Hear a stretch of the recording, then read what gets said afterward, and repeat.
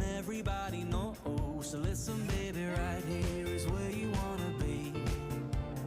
I'll be here just waiting endlessly.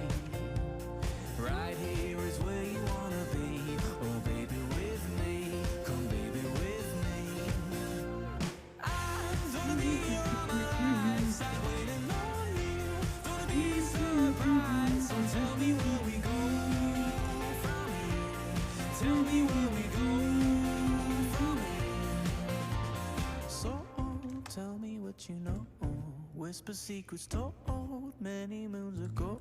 So listen, baby, so everything we own. Not for plastic gold, all the more you know. So listen, baby, right here is where we wanna be. I'll be here just waiting endlessly. Right here is where you wanna be. Oh, baby, with me. Come, baby, with me. I'm gonna be here all my life, sat waiting on you. Your time, hello? How have you been? I've been good. I've been good. Not as productive as I'd hoped today, but you know, man's gonna try.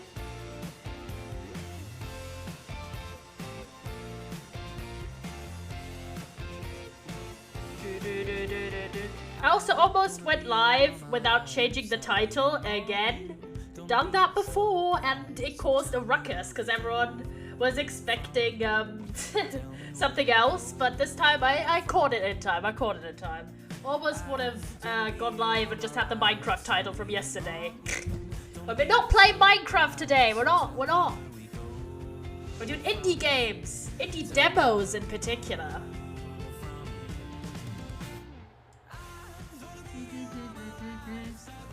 But I'm also chatty, so we're gonna use the random games we're playing to as a little vehicle to just have a little chatting time. I finished the book I was reading, so it's rant time, yellow rant hour. Because I got a lot to say. Sometimes I enjoy a book, especially if I don't like it. It's kind of funny. It's kind of funny like that. Intro time is coming.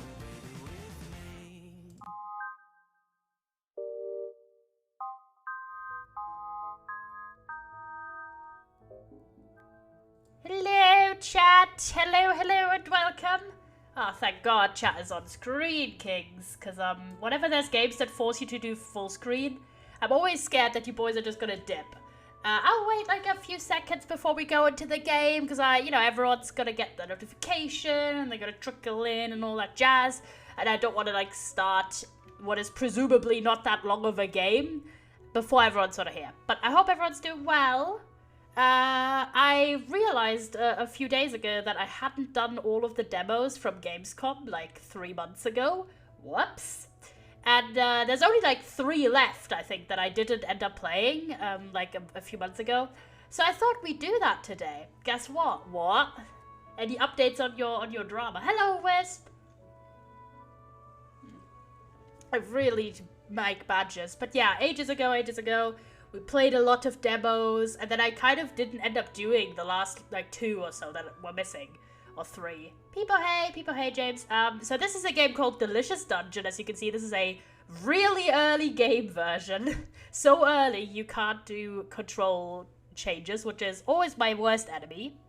But I played this game at Gamescom briefly. Talk to the people at the booth and everything, and it's sort of a game that is a cooking game, but you gather the ingredients by going to dungeons and defeating monsters and that kind of shit. So it's kind of like a dungeon crawler, but it's also a cooking game. It's kind of weird, kind of quirky, but it was a little bit of fun when I played at Gamescom, so I thought we'd play the demo today. And then I have another game called Farewell North, which is like a adventure kind of stray / shelter / endling kind of game where you play as an animal and you have like an adventure story. Sorry, I just had lunch. Not lunch, dinner, sorry. God damn it, times. Cat jam. You're cat jamming, Kings. I'm waiting until everyone's sort of here so we can like start, but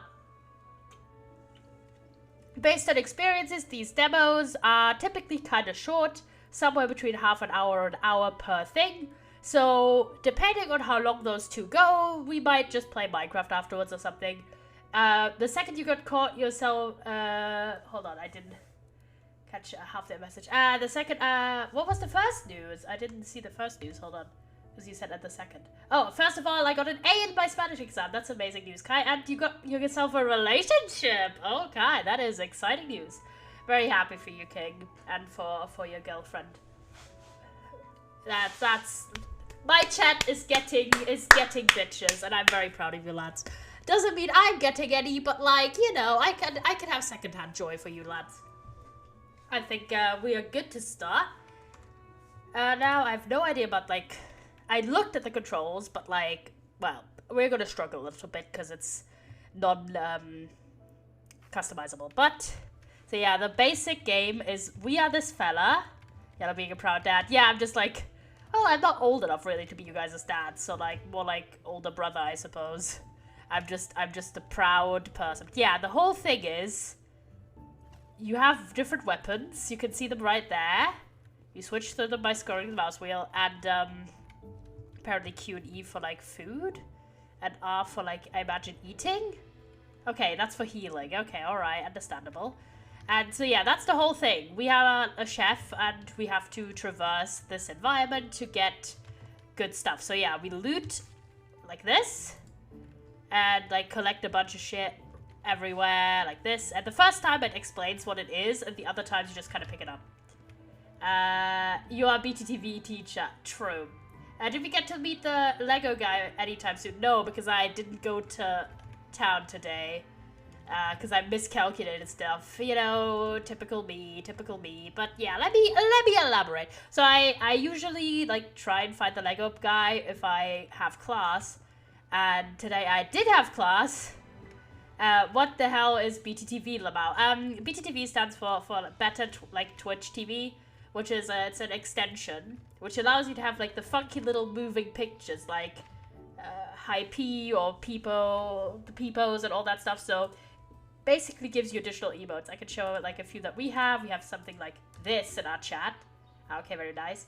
Because Twitch limits how many emotes you can quite severely, to the point where if you're not partnered, which we aren't, I already have the maximum amount of like sub emotes. I could add 5 follower emotes. I haven't designed those yet, so we haven't had those. But aside from, so yeah, you can slash and stuff to defeat monsters. But, oh, yeah, let's go this, oh. Was I meant to go through here? No idea, but yeah. So basically, as a non-partnered streamer, I already have, Oh, I'm getting attacked. I was like, what the heck is happening? Oh, this fella. Oh my god! Jesus Christ. I killed him. Okay, let's eat real fast, because we need to, like, recover a little bit, because we, oh shit, we keep getting attacked. Whoops. I didn't realize, because they're out of eyesight. Hold on. I knew they were. Those emotes, just the terminology was new. Okay, that makes sense, yeah. Those are BTTV emotes. I need to loot these fellas. Corpses real fast. So yeah, these are the mobs we are meant to like defeat. Tusk meat. Yeah, as you can see, you can get ingredients from the mobs. Oh no, monkey. Yeah, the monkey. Oh Jesus. Oh yeah, don't step on that. Be smart for 2 seconds. I was a little bit overwhelmed. Oh yeah. Oh hello. Where am I getting attacked from, bro? I was just innocently. Hello, get owned, bro, get owned. Is there a cleaver weapon? There is. This one. Where's it? Here. People comfy tea time. Yeah. So it's basically because I already have the maximum amount of sub emotes. Buff beetle. Ooh. You could get one of these buffs, I suppose. Heals you consistently. That sounds good. I'm gonna get this one. Heal slowly over time. That sounds good. Yeah, it's I already have like the maximum amount of sub emotes even as a very small streamer, and until to the point, you know, when we get partnered at some point, we have no way of getting. Bruh, can these fuckers stop? Can I yoink this plant? Okay, this fella doesn't. Bro, stop. Can I yoink these like that? Different question, but I have no idea how to defeat. Ah, go away, bro, go away. I don't know how to get these fellas. They just kind of steal my health. But real fast, let's eat some food. There we go. My week has been a mix of very bad and very good. Sorry to hear that it's been bad. But yeah, that's kind of like the game, basically. You run around, you get ingredients, and then apparently you also cook. I never got to the cooking stage. I just did, like, fighting. It's been alright, Blankies. Anyways, forgot what I was talking about. Oh yeah, right. So the only way for streamers like myself to get any more emotes, and even oh, return to village. We can go back home if we wanted to. For any of us to get any more emotes, it just has to be an extension, because Twitch criminally doesn't have a lot of slots. Fuck, man, I should stop trampling into plants. Go away. I'm taking this off. There you go. Anything else we should get? Oh, not these fuckers. Come on. I tried to also talk, but I forgot this game is a fighting game. Well, I didn't forget, but I forgot it's so intense. We got an onion, thanks, lad. What else is this? Chili. So it's like showing everything on the left side. Go away. These just lights. Yeah, they are. Anything interesting down here? Oh, those look like interesting fellas. Haha, owned you, bro. Get owned. But yeah, hold on. Let me have like a little bit of patience, not constantly run to danger again. Because I do want to chat to you boys, and I just haven't. But yeah, so one of the things we have done recently in the chat has been familiarizing everyone with the BTTV emotes that we have, because it's fun and it is kind of like a nice community experience. Because I know a lot of people, depending on what communities you are in, you might not be familiar with them, or controversially, you might not be familiar with the ones like we have in this chat specifically. Some of the spellings are different, and also some of them you might just not know. So we've used it as like a little opportunity to have everyone get along with it, and slowly but surely incorporate it into our community speaking habits. And it's been really lovely, because for me as a streamer, it makes it very easy, even in a smaller chat, to gather kind of like what you guys are thinking at a moment. If you're comfortable, if you're hyped, if you're happy, if you're concerned, if there's something that is of note immediately for me, like we have stuff like ding dong and stuff that alerts people, because it moves, you know, it's like a literal bell. This is ding dong, by the way. So it's like a literal bell, so if there's something really important I should check, right? There's also a bunch of other ones that are like, if you're excited, if you're sad, if you're agreeing, if you're vibing out to the music, you know, all these kinds of little emotions that can really help me at a glance immediately gather what you guys are like up to, or what you guys are thinking about. And obviously the bigger the chat gets, the more important, like helpful it is for the streamer, because reading really long individual messages gets harder the more people there. And of course, most streamers, at least I personally think that's the way streaming goes, want to have a bigger chat eventually. So I feel like we have grown a community quite a lot in the last few months, especially in active chatters, like you boys. And the whole goal is to bring you along wherever we go, you know? So that's why we do all of that. But alas, let me talk about my scheduling mishap.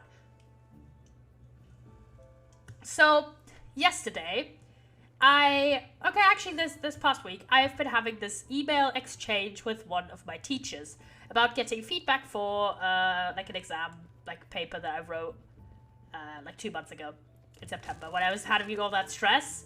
Remember, lads? When I had all that stress, it was partially because of that paper that I wrote.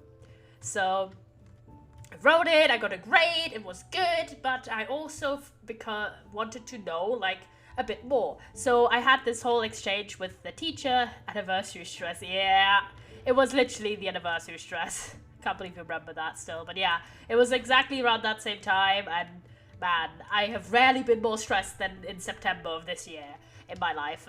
It took quite a while to actually get off of the stress, not gonna lie, but So yeah, I was having this whole conversation with this teacher to try and arrange like a feedback thing, and she suggested a phone call, and I was like, all right. And then yesterday she sent an email. She was like, do you have time tomorrow at 11 p.m. a.m. not p.m. a.m.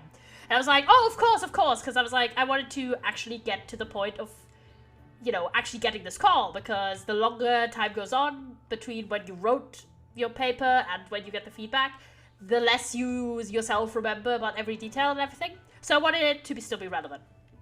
So I just said yes immediately to the second basically date, or time that she suggested, which was 11 a.m. Not thinking about the fact that obviously the phone call would just be 2 minutes, and I would have class at 12:15, and I live an hour away. So yeah, that wouldn't have turned out. Plus, we ended up actually talking on the phone for an hour 12 or so. Originally, the plan was to talk for 10 minutes, but we went really in depth about very different elements about the paper. Then we just had general chats. She was really lovely, which is kind of interesting because a lot of people do gossiping about teachers and everything. And sorry if I'm not doing anything, but I get too distracted if we're fighting. We could maybe go back to the village and try some cooking as well, because just running around aimlessly is a little bit intense, but also fighting is too intense for me to storytell effectively, I'm not gonna lie. Where's the signage? I'm trying to find the sign to go back to the village. Where is it, bro? /Jen, where the fuck is it? Hold on. I saw it earlier, but I just don't remember where. I think it was up here, right? And then go through here, then in the other room? Yeah, surely, right? Yeah, there you go. Okay, let's go back to the village. Can we just go back? Return to village? Or is it just this area for the alpha?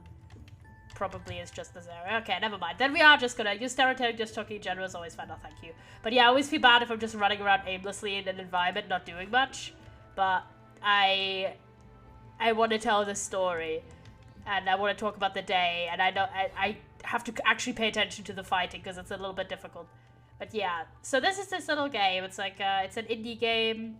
It's not out yet, but they did go to Gamescom and have it be there. We're just gonna go around a little bit, I guess, while I talk. But yeah, so there's always a lot of gossip about which teachers are good, blah blah blah, etc.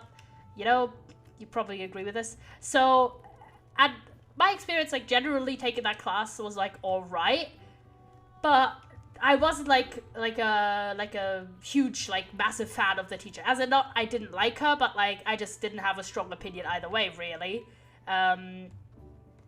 Which tends to be the case for lots of people, right?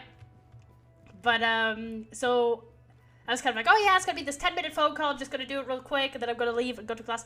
No, I ended up being on the phone for an hour longer than we originally had planned, basically, and missed the class and was meant to go to. So whoops, didn't go.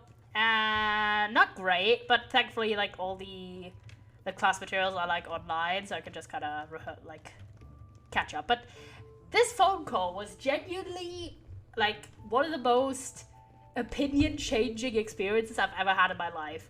Where this was a teacher I was really ambivalent towards. I was I didn't like that she assigned this one 500-page book right at the start of the semester. I was what the fuck, bro? But otherwise, I was blah, blah, blah, blah. I was kind of alright. I didn't have a super strong positive view of her or anything like that. But this phone call was literally one of the best feedback sessions I've ever had in my entire life. Genuine props to this teacher. Obviously, can't shout her out in any significant manner, but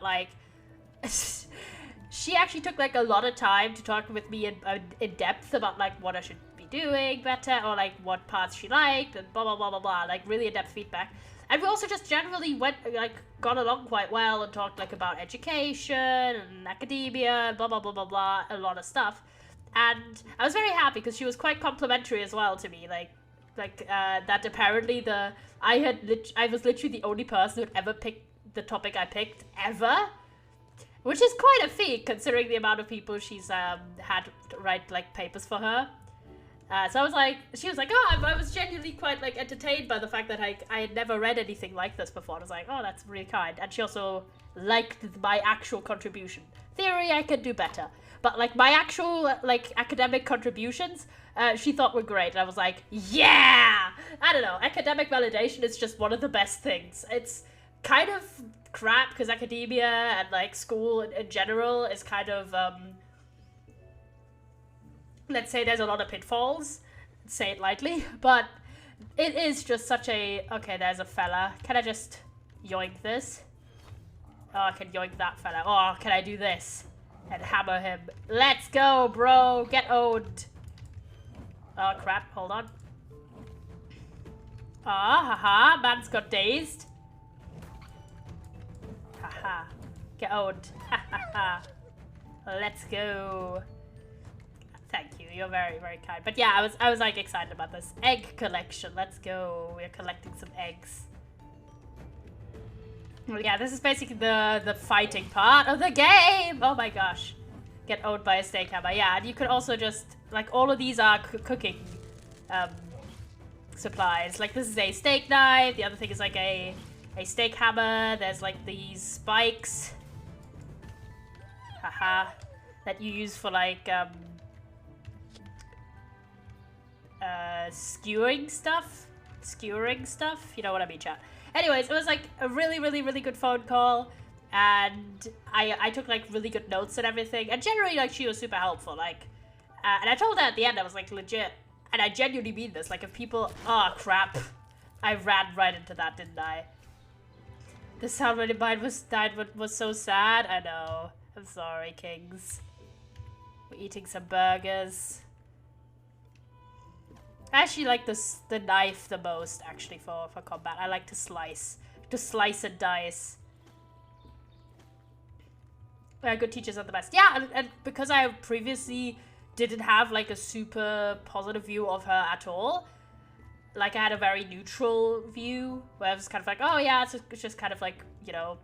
But this one phone call was genuinely so helpful, and I told her at the end, I was like, you know, if anyone asks me going forward, like, hey, is this teacher any good? I'll be, like, singing praises.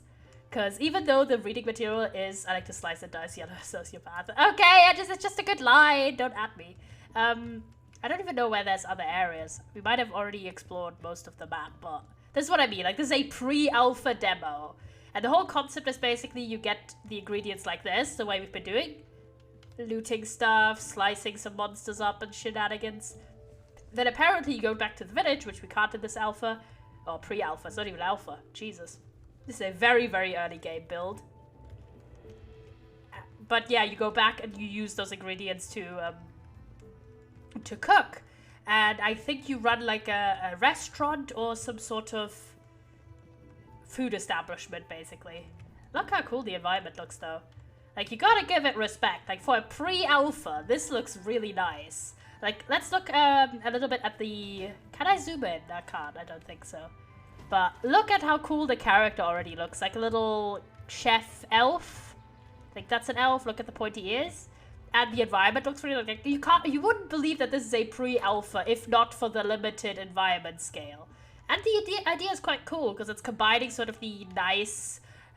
slice of literal slicing of life, you know, element of cooking games plus, you know, combat. I enjoy that. So it's kind of like you're not just running around killing stuff for killing's sake. You are actually gathering it for a purpose. I quite enjoy that as a game concept. But yeah, so you can see we were wearing oven gloves. We're wearing like a little chef's coat.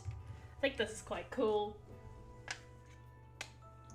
But yeah, so that was really lovely, even if I did miss class. And then I sort of has anyone watched Don't Worry, Darling? I haven't. Should I? Is it, like, viewable? I've just seen a few people talk about it, like, as in, like, reviews or, like, post a few scenes, but I haven't really, like, engaged with it, to be honest. In my opinion, it isn't that good. Oh. I've seen sort of mixed reviews, I guess. But I'm like, you know... Actually, no, I'm confusing it with, what's it? My Policeman, that's what I'm confusing it for. I've seen mixed reviews for that one. I've seen pretty negative reviews for, Don't Worry, Darling, actually. I have no idea what that show is. It's a movie, I think. Oh, bro, I forget these fuckers are here. I can't even slice them proper. But yeah, we do constantly heal a little bit because of our beetle effect. Like it has a very slow burn until the middle and end is way too cramped. That doesn't sound particularly good. So yeah, I did that, and then I was like, I had these grand plans what I wanted to do today, but I just straight up didn't. And I only ended up reading, like finishing the book I was currently reading, because I really desperately wanted to get done with it, so I did that for most of the day. It happens, it happens. But yeah, I think we're roughly done with what you can do in this game. So in case... Oh, this guy's gonna just kill us a little bit, but it's fine. Can I run away, please? And not stand right next to them, sorry. I like, like way too much happens at the end, but the story and idea is amazing. That's always the worst, though. It's always the worst when you see the potential. And it's just kind of like the unrealized potential. But yeah, if you are interested in this game, it is currently, what is it saying? It has a release date of March 1st, coming year. If you find this interesting, the demo is free. It's a pre-alpha. And if you like this, if this sounds like up your alley, the tags are action, casual, action, roguelike, and roguelike. And yeah, it says action, adventure, and simulation. You do own a restaurant base, so yeah. So far they focus pretty much just on making like the combat, but the combat is fun, it's engaging, I enjoy like the creature design. So this is like not top priority game for me, but definitely one that I'm keeping my eye out. Jesus, can't speak. My eye out. Alright lads. Can we return to village? No, we can't. Pain. Submit. Oh, we can return to the village, never mind. Can we just talk about how fast the time flew? In like less than 2 months, the year's over. That's true. If it does not have, hopefully this game adds different skins, weapons, or different archetypes. Oh, we can go in here, never mind. I just absolutely misunderstood how things work. Okay, interesting. You find all the okay. Wait, what? Okay, so... Huh? Hold on. Okay, it's storage, yes. Can I get my storage? Various ingredient. Okay, so there is more stuff. I'm gonna try and get the fried veggie rice. Combine...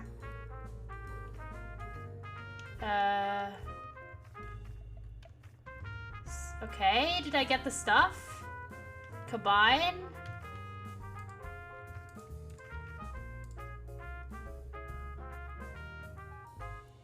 Wait, hold on, we need to boil stuff first. God. I for some reason thought it was only the combat that they did. Okay, where's the boiling then? There's chopping. Good to know. Okay, so what do we need? We need to boil. Okay, we need to boil our rice. Wait, where's the rice? Did I just leave that behind here like an idiot? Yeah, I did. Okay, go back. You liking the music? It's kind of vibey. Okay, can I boil, please? Start. Okay, so that's how it goes. Oh, we need to stir stuff. I can't see what that is, by the way. That's a little bit poorly designed. I don't know what I meant to do. I'm just stirring, I guess. I can't see this, or you guys can't see this either. Can I stir fast? No, this doesn't. Hold on. I would love to see what's happening, but it's fine. Okay, this is a lot more complicated than I expected, not gonna lie. Use different knives from the knife weapon, like maybe a cheese knife. Yeah, that'd be cool. So yeah, all I did really was I watched some YouTube videos and made poor financial decisions, as goes. Do I need to like continue stirring this? I think so. I imagine the green thing is like bad and you need to raise the gray. I don't know, this is kind of confusing, not gonna lie, but the music is a bangin' vibe for sure. Okay, hold on, where's the cutting though? Chopping. Can I chop stuff? Chop. Oh, we need to spam F, let's go. Chop everything. Don't you chop 2 mushrooms? Oh yeah, submit. Space. Oh wait, hold on. Go down. This guy. Huh? What do you want from me? Okay, so like this. Thank you for the hydrate, King. Okay, hold on. Let me reclaim my... where's... Okay, There's... The controls are a little bit whack, but we're just not going to talk about it. Okay, let's claim this again. Okay, so we've got all of this, and now to the combining station. So it's showing the progress at the top. Oh no, I didn't mean to do that. I meant to go here.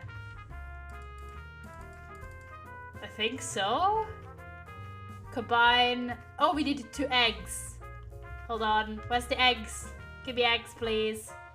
My god. Bye-bye, Wisp. Have a stay longer. Got stuff to do, King. Have an amazing stream and chat. Have an amazing evening. Take care. Bye-bye. Bye, Kai. Thank you for showing up. I appreciate it a lot. There you go. We need to add 2 eggs. There you go. Okay, now we can go over here and add... Please don't tell me I need to... Combinations. Okay, everything in here. Okay, we got the rice. Start. Let's go. Okay, and then get this. And there we go. And now we can, I think... Oh, we need to fry this as well. Where's the fryer? Over here. F. Fry the rice. There you go. I imagine we have to press F once it hits the green, I imagine.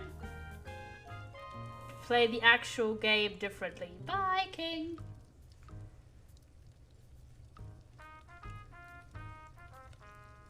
Hold on. Haha, there you go.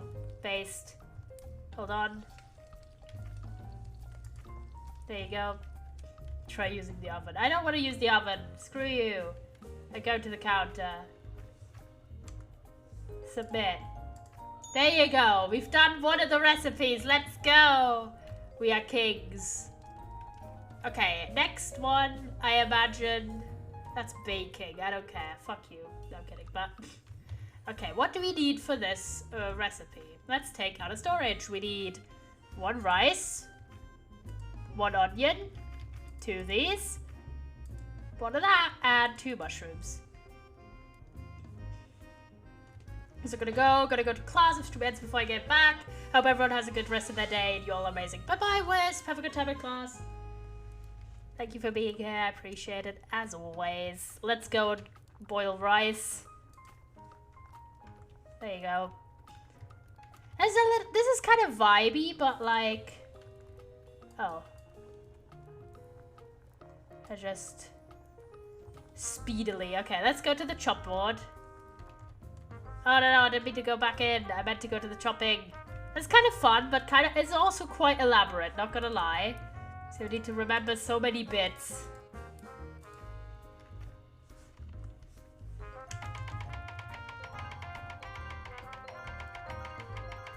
There you go. Everything's been chopped to bits. There you go. Combine 1 tusk meat and veggies. Where's the combine?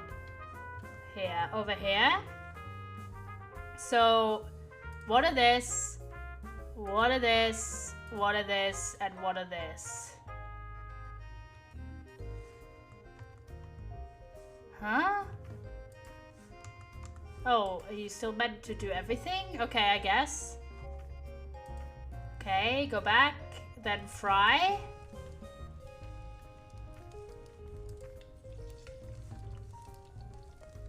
Okay, hold on.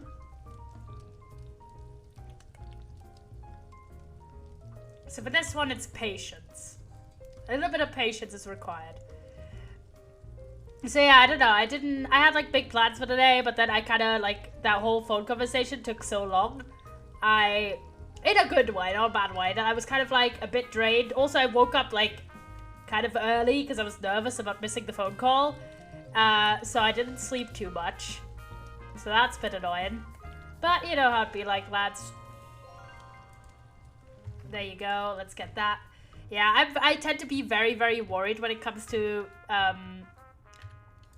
missing stuff or like oversleeping accidentally. So I just kind of tend to be anxious about that. So, yeah. It's not amazing, but, you know. Let's go. We've made 2 of the 3 foods. Let's go. Doing really well. Okay, that's the pork belly. Now the most challenging one. This burger. Because it's got the most parts, as you can see. Okay, what is that we're looking for? Wheat.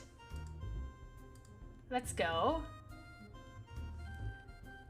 Chop that down. There you go. This is actually fun. I'm enjoying this. Are you liking this game?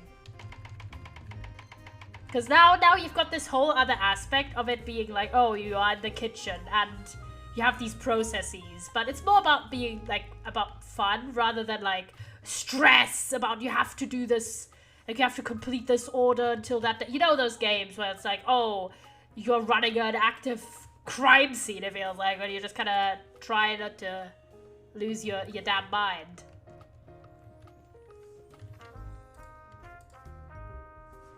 There you go. So we got that, and now we're baking. Let's go. So yeah, this is a bit more chill and relaxed. Oh, actually we need 2. Whoopsie. Hold on, let me get another egg then. From storage. Also get already in advance. Let's get an egg. And get 2 meat. Because then we can do that. I like this a lot, actually. I'm vibing so hard. There you go. Because it's more chill about meal prep rather than like, oh my god, you are about to die. So yeah, all that kind of took out a lot of me, so I didn't really do that much. I just kind of read all day. There you go. So this one is the same thing about patience, I suppose. Then we need to chop, fry, then we need to chop some mushrooms and some onions, and then combine everything into a burger based. This is fun. I'm liking this. How are you feeling? This kind of brings me back to, did you guys play those flash games? Like the cooking, not Cooking Mama, but like the cooking flash games that you also had to like prepare stuff? That's like some of the earliest memories I have of like thinking about meal prep in any significant way. Because when you're like really young, like as a child, you don't really think about how long it takes to do certain things. Hold on, let's get ourselves already the mushrooms that we need. So we need 1 onion and 2 mushrooms. There you go. So now everything is getting chopped. Like everything is getting chopped. I'm just gonna chop everything at the same time because I'm a maniac. Let's go. There you go. And then the next thing we just need is some frying of these fellas. Let's go. So that's forgot my plot. Oh yeah, right. So my one goal then remained, because I was kind of like drained and I didn't do what I wanted to do otherwise, was like, I want to finish the book I was currently reading because it's a bit of a slog. So, but you boys know as much as, well, my chat would, that I do enjoy just kind of shit-talking books sometimes. There's a certain, I'd say, there's a certain satisfaction in ranting about ultimately meaningless things. Or even meaningful things occasionally. So sometimes I like to gush over stuff I love. I mean, I love gushing anyways, but like, I enjoy... I guess I'll do this? I don't know why it's not frying it properly, by the way, but like, that's fine.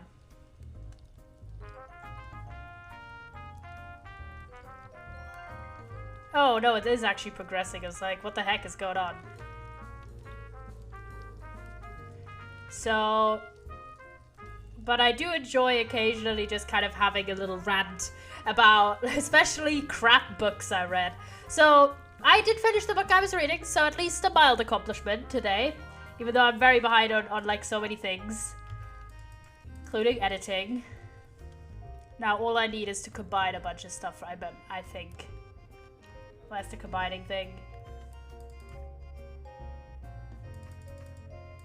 There you go, got the burger.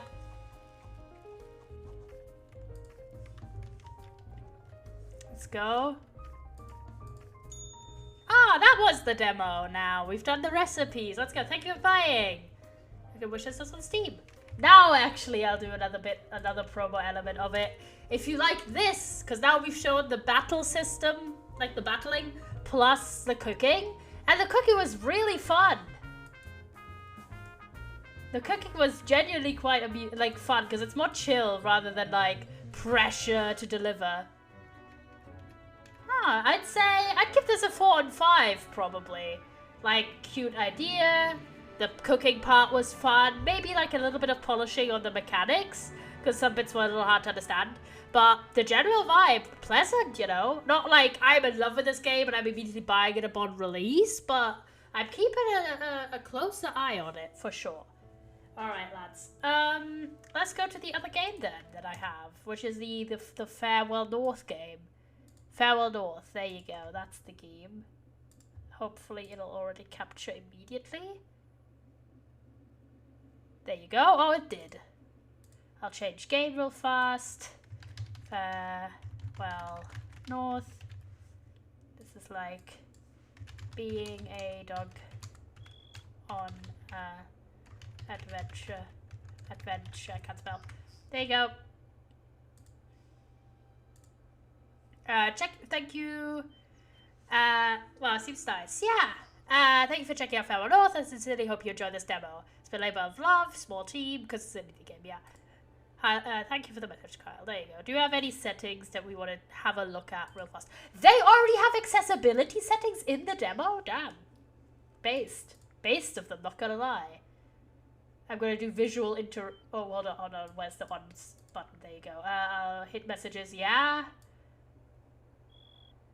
English 100%, I think that's funny. Ah, they show off how much they've translated stuff. That's based. It's really cool of them. Oh, there's even more languages as well at the bottom here. Cool. They've got a bunch of languages in progress. So you've got that. The audio, that seems good. Camera seems good. Controls. Oh my god, they immediately have the correct thing. Oh, I'm so happy. I've never been so happy in my damn life. Apply changes. This is crazy for a demo to already have accessibility settings and everything. Absolute shout out, you know. Obviously some stuff is work in progress, but that's a big hype. So let's go. I have no idea how long this demo is or anything really. I barely played this game at Gamescom. I watched Blue Moderator play it mostly. But yeah, so the book I was reading at the moment is a book called Harrier History, which purports itself to be a book. Let me give some context. But first off, we'll watch this thing. Because I'm just there to shit talk, and this is too pretty to shit talk over.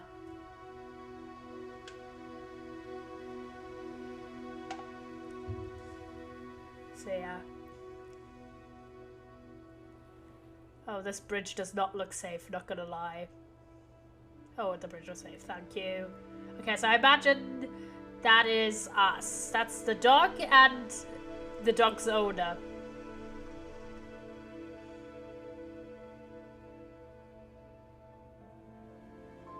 Oh no, they are sad. No! It's okay, King. No. The heck. This brings the tone right down. Aww. Look at the puppy though.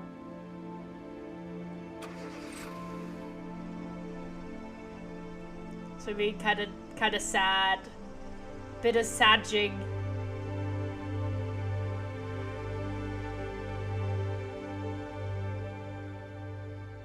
No. Game by Kyle. Hello, Kyle. Good to see you game.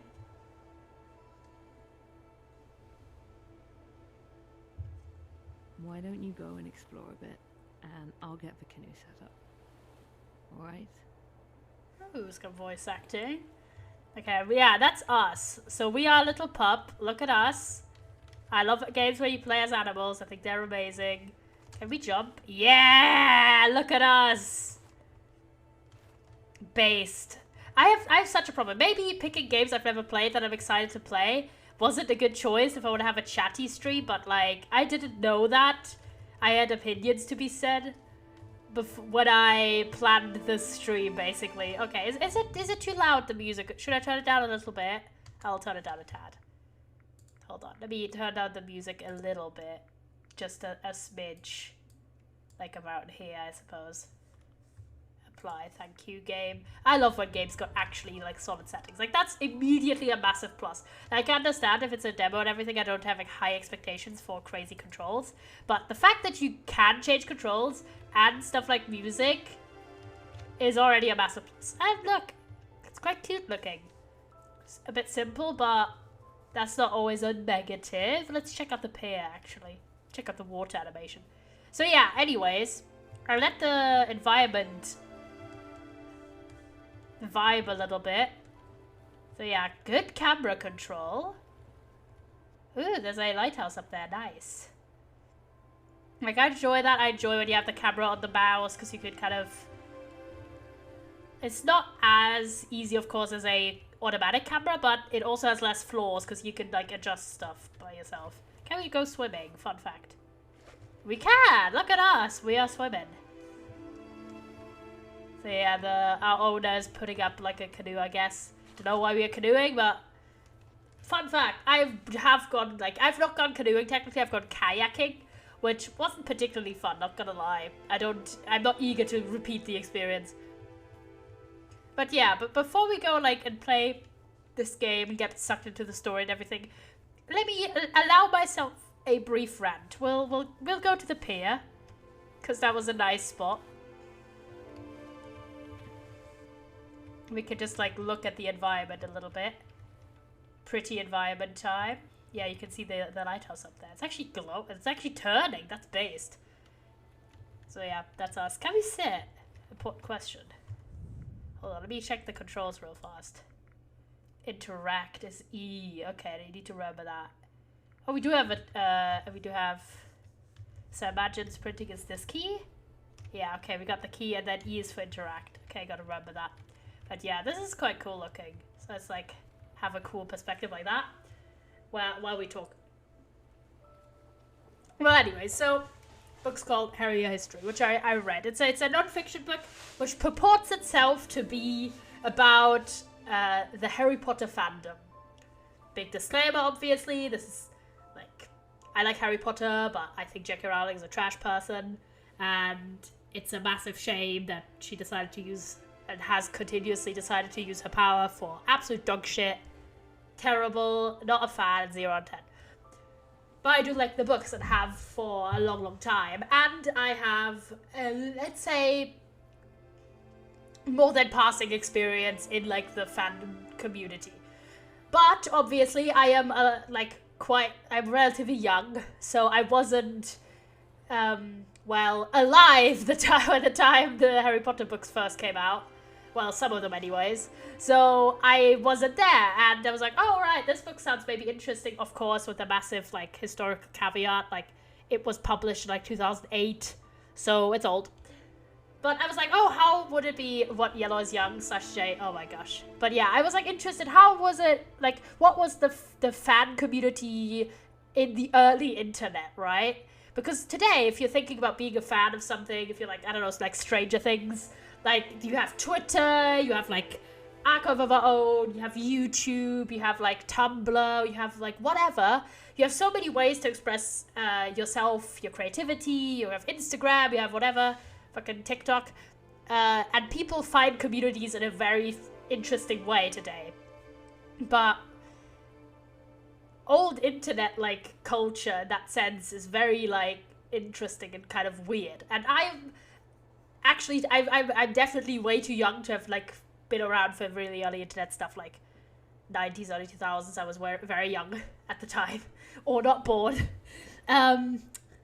So I just didn't know. And even then, I imagine a lot of people, you don't really, that kind of side of internet isn't too familiar unless you're a little bit older. So I imagine, like for me personally, I was like maybe 10 to 12 when I got round to stuff.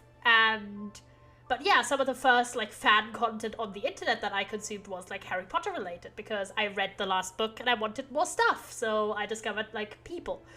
Some of the first YouTube videos that I watched were like fan-made music videos and all that kind of stuff. Like it was a big cultural part, right? Even then, years after the last book had been released and everything. So I was interested by this book because like the subtitle is basically, it's like boy wizard, his fans, and like the phenomenon of Harry Potter or something. Like that's the subtitle. So I went in with that expectation. But this book was rough, lads. Like, let's ignore, like, okay, on the surface, it's written by a journalist who ran or was like a leading figure in a like Harry Potter fan journalism page. Because honestly, cool shit. Like that, people ran websites. They did like a bunch of really interesting stuff. But yeah, so she, the author, her name is Melissa, was like a prominent journalist for this fandom site called the Leaky Cauldron, like the place in the Harry Potter books. So she's that, and that's like her way of like engaging. So she was already like an adult by the time the first Harry Potter book came out, so you roughly know like her age. So she was like 21 when the first book came out, basically, or well, the first few books. So, and her perspective is sort of this like, okay, she started out as like a regular fan and then became involved in these like websites and all of these ventures that sort of over time gave her like the sort of legitimacy in the fandom, right? Which I'm sure so many of you could like, in a modern way, this is like people who have famous stan accounts on Twitter. It's the exact same thing where they become such a big figure, they get fans themselves and stuff like that. So she's kind of like a very early internet version of that, where like people were making fan clubs for her eventually, blah blah blah, etc etc. There's a bunch of shenanigans, but that's like her. She's basically like a famous stan at this point, right? In a very similar way to how people end up like that today.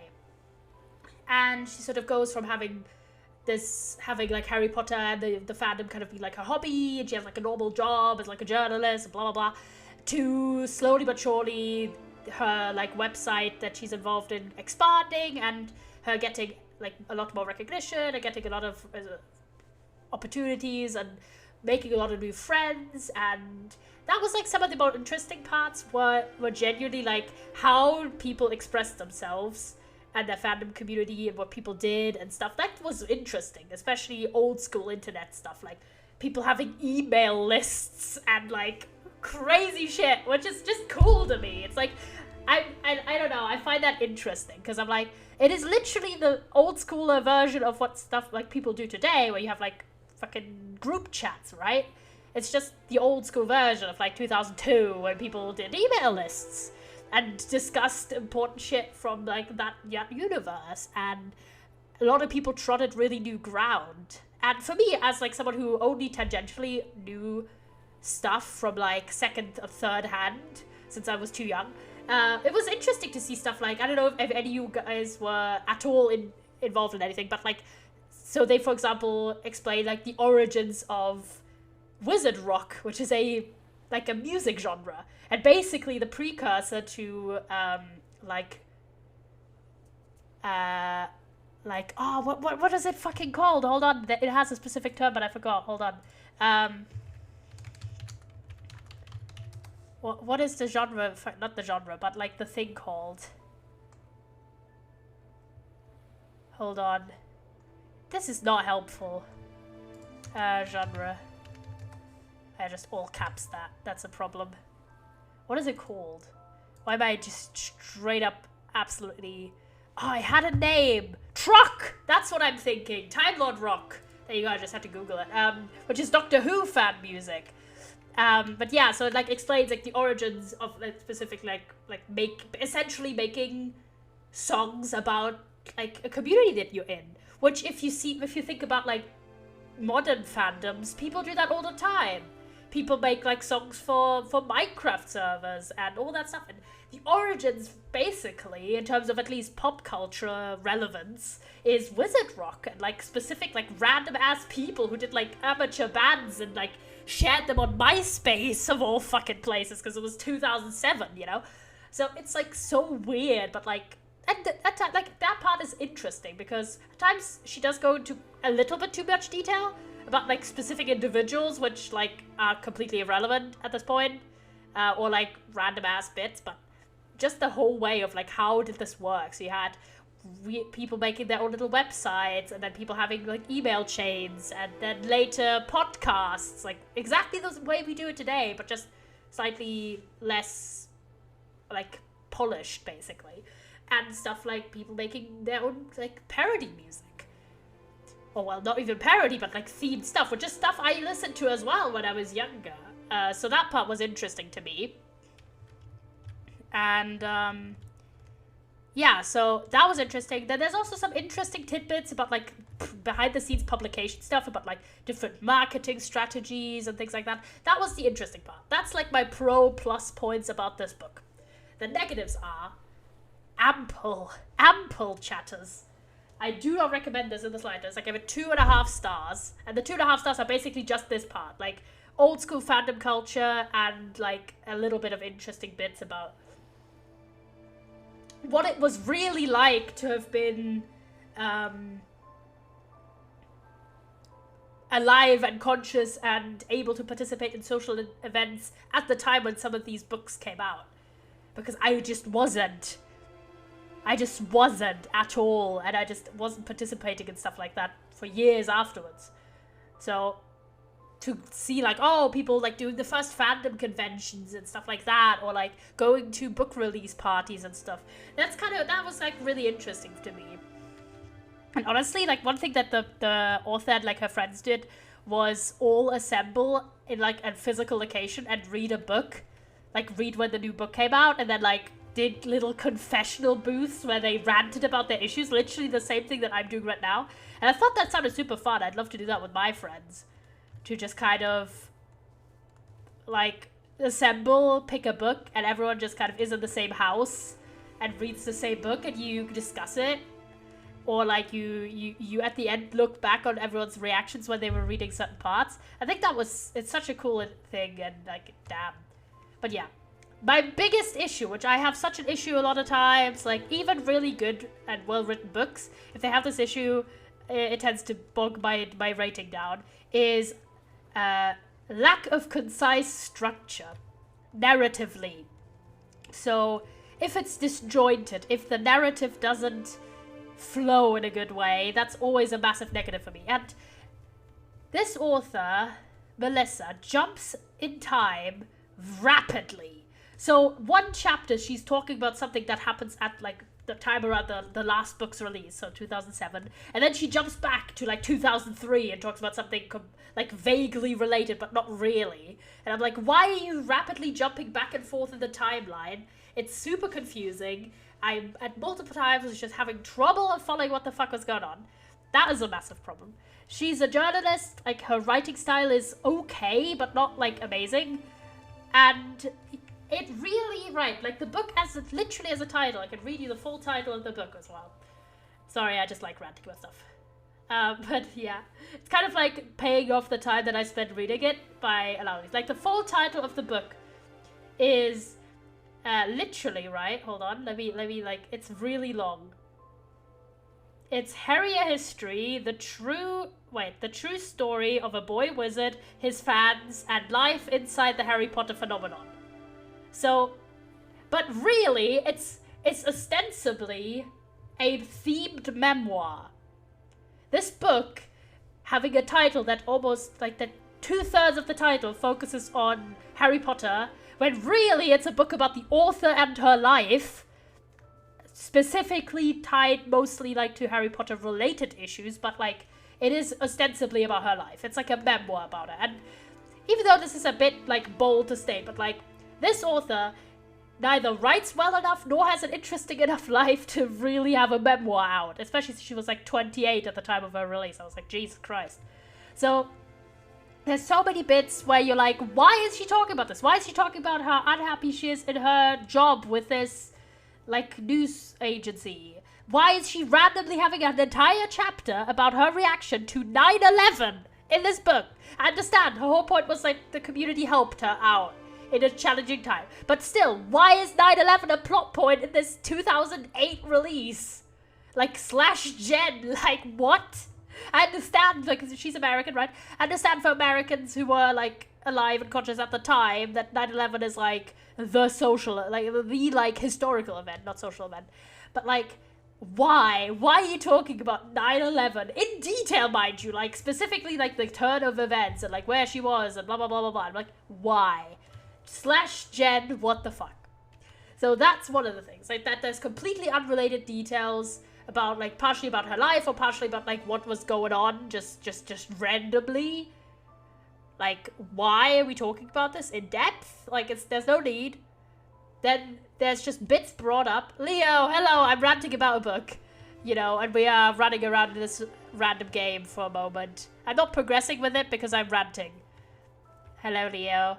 Oh, I haven't, okay, no, I'm not going to bring this up right now, but, like, I'll bring it up in a moment, because I'm still talking. But I'm talking about a book called Harrier History, which is a 2008 book, and I've just gone into, like, the rant stage. I've talked about what I liked, which is basically talking about early fandom culture and, like, interesting activities people did and stuff. So that was interesting. But the bad part's, like, the structure, it is way too much about, like, random bits about her personal life. The writing style isn't that great. The timeline is all over the fucking place. And there's so many bits where it hasn't aged particularly gracefully, which was expected. But it is, let's say, the one thing, there's two things, right? One is obviously certain, I guess, societal conventions are a little bit, like, imposed, like, there's some generalizations about, for example, all people who are intense fans or all people who write fan fiction being women. And I'm like, that's just not true. And it's an old stereotype that isn't great and wasn't good in 2008 either. Like, brother, why are you stereotyping this shit? Then it was like some bits where that just kind of felt like I am doing being a fan correctly and other people are not, which I'm not a massive fan of. And I don't mean it like a moralizing way. I don't mean about people being creepy about stuff. I mean people being like, oh, if you cosplay, you're a weirdo and stuff like that. Like, she had kind of that aura where she's kind of like, oh, I was never part of those kind of fans. And I'm like, oh, good for you, brother. Like, you still kind of, you know, made this your entire job and also half your entire life and also kind of quit your job multiple times over this. Like, brother, why are you moralizing about being better than other people? Even though she didn't say it as such, but it was the tone. It was the tone, fellas. And there's this whole bit, right? Okay. And I say this, and there's a lot of, like, misconceptions, people kind of being like that, but, like, one thing that really didn't, again, this is one of the parts that I'm actually familiar with the fandom of. I was not around or alive for, like, the fucking, I was not around for any, like, publication parties or any of that kind of stuff or, like, conventions and stuff. I was just not there. But I was, in fact, around for what, like, people have written, like, what their own works and all that stuff. And she and literally, like, all of her friends that she mentions in the book about this are very much purists. They are what you would call fandom purists, as in the only valuable, truly valuable material in a fandom is the canon material. As in anything divergent from that is lesser quality. And anyone who thinks that is lesser than. Which I'm not a fan of in the slightest. Plus, it ties into a theme that obviously maybe in 2008 was like okay to read about, but like as aged extremely terrible, is the very incessant idolization and gushing about She Who Must Not Be Named in this book, which is tied into this idea of canon as like canon material as the Holy Grail, as the untouchable, incredible bit. Which, on one hand, obviously in 2022, when we all know that she is kind of a shit person who just beats like down on people who are less privileged than herself, not gonna lie, and someone who's ruined her own legacy towards a lot of people, and it's made a lot of people uncomfortable to engage with what is ostensibly, or was ostensibly, quite a safe interest.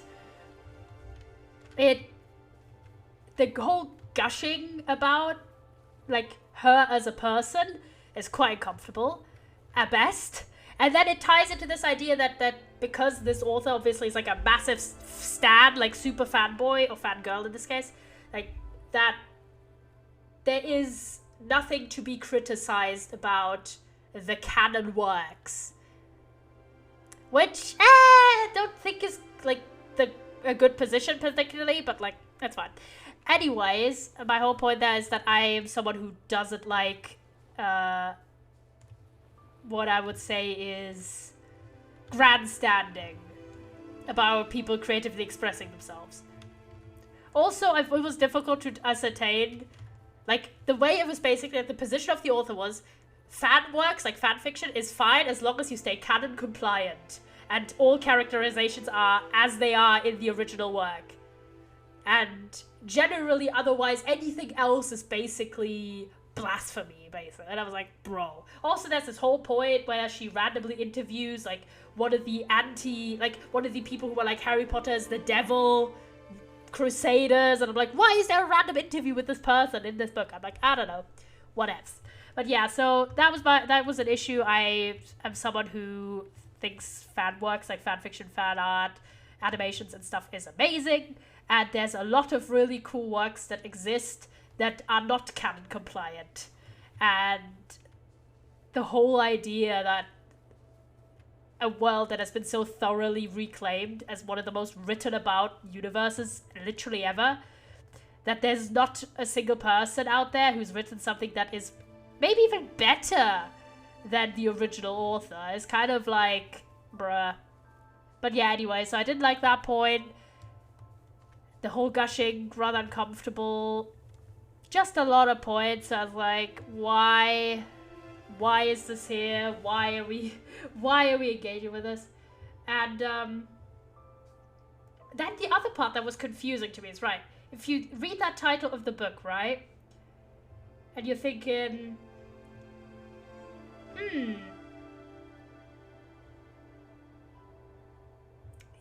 sorry, I was looking back at my little review, but, like, if you're reading this book, like, who would read this book unless you are familiar with the books, right? Or the movies, right?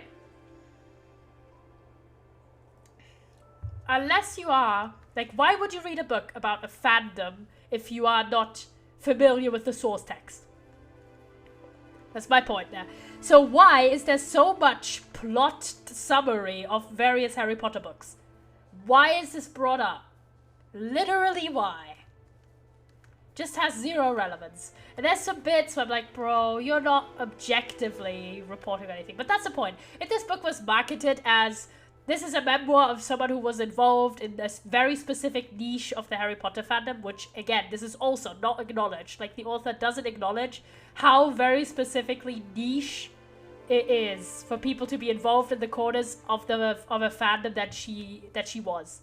Most people who were reading those books or who were watching those movies weren't, like, reporters for a fan site. They weren't people getting opportunities to meet, like, actors from the movies casually. They aren't the people who are going to conventions or, like, uprooting their entire life for something. That's not the majority of people in the slightest. So she doesn't acknowledge that either. But, like, if this book had just presented itself as, like, oh, this is a memoir of someone being involved in a very specific niche, and that's, like, her life and how the Harry Potter series has impacted it, basically, this would be fine. Like, I would have probably not gotten this book because I don't care about her as a person, sorry, but, like, she's not interesting enough in my personal view. She's just kind of, like, a random, at that point, like, mid-20s American woman who I have zero, like, aside from the fact that we like a similar, like we like a medium, we have literally zero things in common ever. And I was like, I found myself just kind of like there's so many bits that just kind of rub me uncomfortably in the context. It's like, for example, there's one point where, like, she's friends also, by the way, in terms of, like, how privileged and not regular fandom experience she has. Like, she was, like, personal friends with people who were, like, working on the Harry Potter editing team and, like, all that kind of stuff. Like, she had really inside connections. So, and one of the things is that she's, like, has this whole point about, like, sort of keeping this one friendship hidden because she was worried about, her and her friend who was working at the publishing house kind of being accused of, like, intermingling or something. So they kind of keep this friendship relatively quiet for a few years until, like, they go on, like, TV and, like, I don't know, they're featured somewhere and then they sort of publicly talk about it. And then they make a joke about, like, it's, like, being, like, coming out of the closet. And I was like, it's not like that, baby girl. It's just not. I'm sorry, but I'm raging. Anyways, it was just a little bit like, bruh.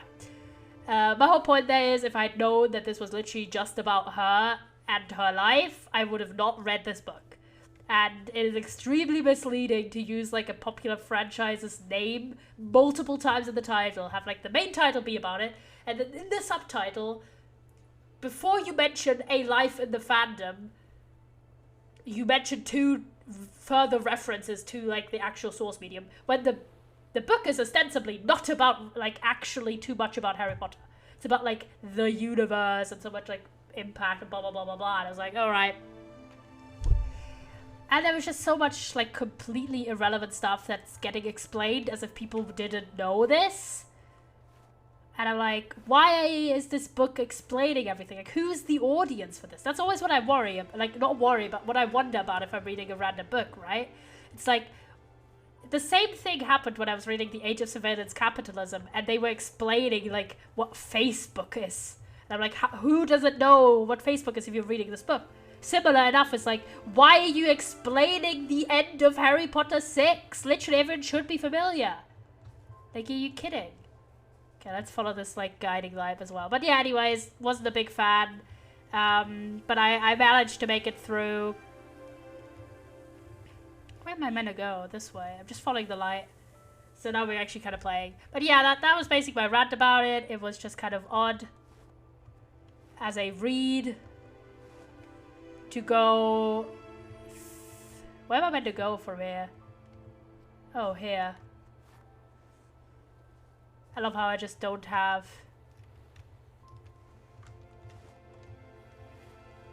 Yeah, okay. I can't imagine I have to, like, take, like, this entire area to do a run-up. Where am I meant to run, then? Hello? Oh, back there, I was about to say. So, yeah, that was a bit of a shame. But next up, I'm gonna read, like, a random book in between. But at the moment... Hello, can I jump? Where am I meant to go? Hello?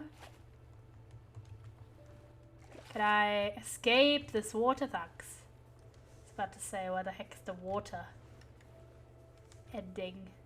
Where am I meant to go from here? Imagine this way?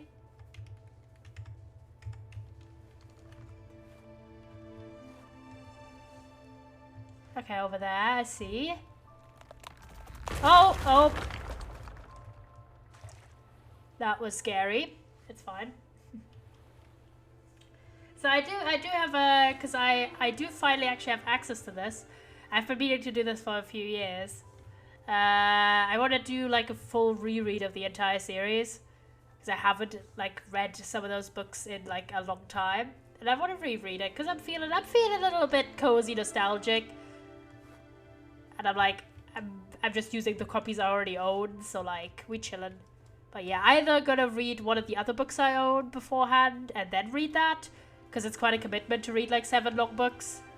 But it all depends how excited I am, because that's the one thing that I have to give credit to this, like, Melissa's book for, is that she actually made me even more excited to do a reread than I had already been beforehand.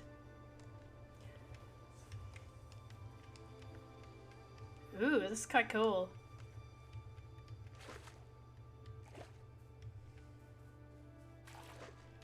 I'm running through this.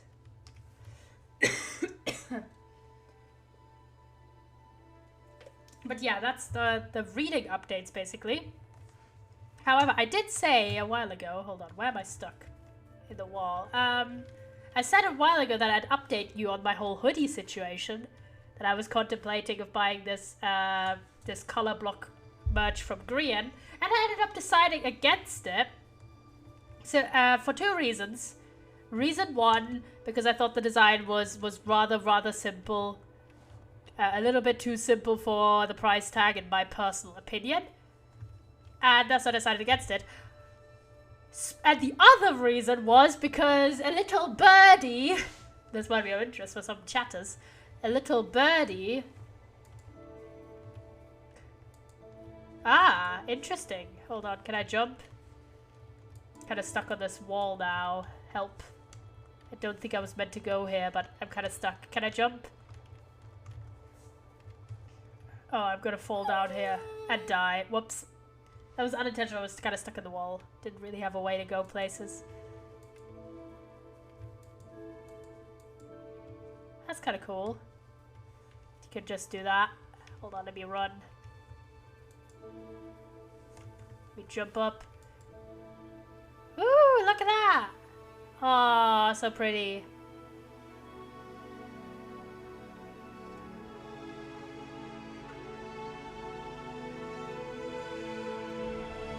Oh, look at that!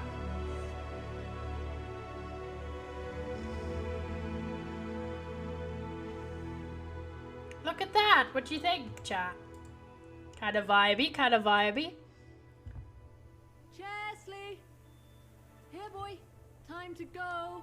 Okay, let's go home then. Where am I gonna go?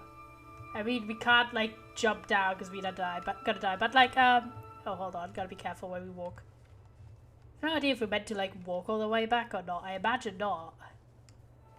I'm just gonna go this way then.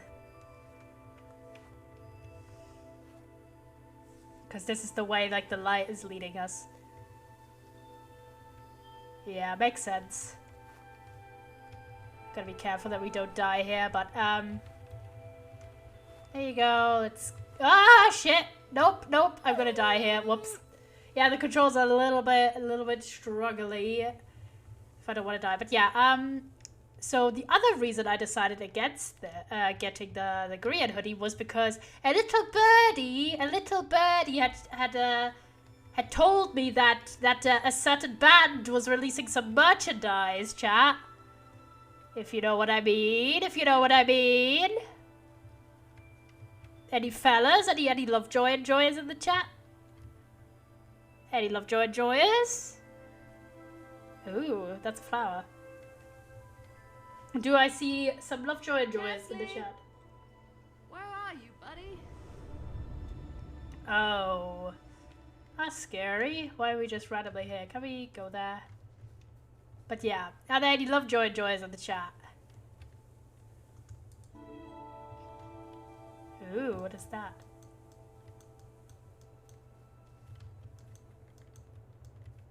Ooh, I could take a flower like this. It's quite cool. I think this is just temporary though. I don't think you could carry this. Ah, now you could walk through here. That's based. That's quite based. Yeah, is there any, do I spot any? But yeah, so a little birdie had told me that Lovejoy was coming up with some new merchandise, or well, generally some merchandise, and I was like, ooh, that's cool. And then I saw the... Hold on, do I need to do this? Take one of the flowers and then run! Because this stuff is like temporary. There you are. I guess we should get going now, buddy. Hello, owner. Hello. Okay, we'll follow. Where you going, friend? There you go. But yeah, so... I don't know, where are we going, by the way? I thought she was... Oh, she's following me. Where am I going? Don't know, but... Let's run. Can she follow along? Oh yeah, she's running if I'm running. That's good. But yeah, so I saw that Lovejoy was coming. Let's go back to canoe. Okay, back to the canoe. Let's run to the canoe. Oh, hold on. There it is. Let's go. I'm in the canoe. Let's go. Ready to get going, Chesley? Yes, I'm in the canoe. I'm in the canoe, bro. I'm already in! What are you waiting for, bro? Oh. Don't know if I was meant to be in the water, but like, it's fine. It's a little bit difficult to traverse, but it's a gorgeous looking game. Oh. We go to water.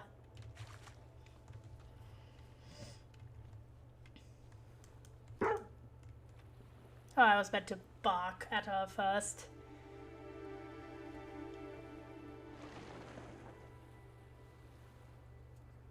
Okay. We're in the canoe. Ah, we actually need to canoe though? Bro, why? Let's canoe around, I guess. It's nice to be back on the water. Feels like it's been forever. You're just gonna crash into this wall. I don't know how to navigate this, actually. /gen. But yeah, so... Hold on. I'm not particularly good at this. I've literally only done this once in real life. Imagine we have to navigate this way, actually.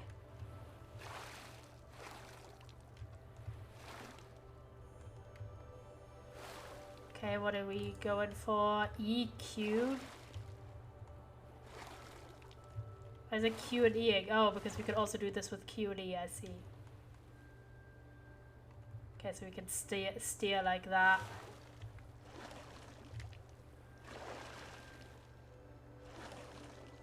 Okay, this is actually quite difficult, not gonna lie. But we kind of vibing. This is based. Okay, now we're going places. Let's go!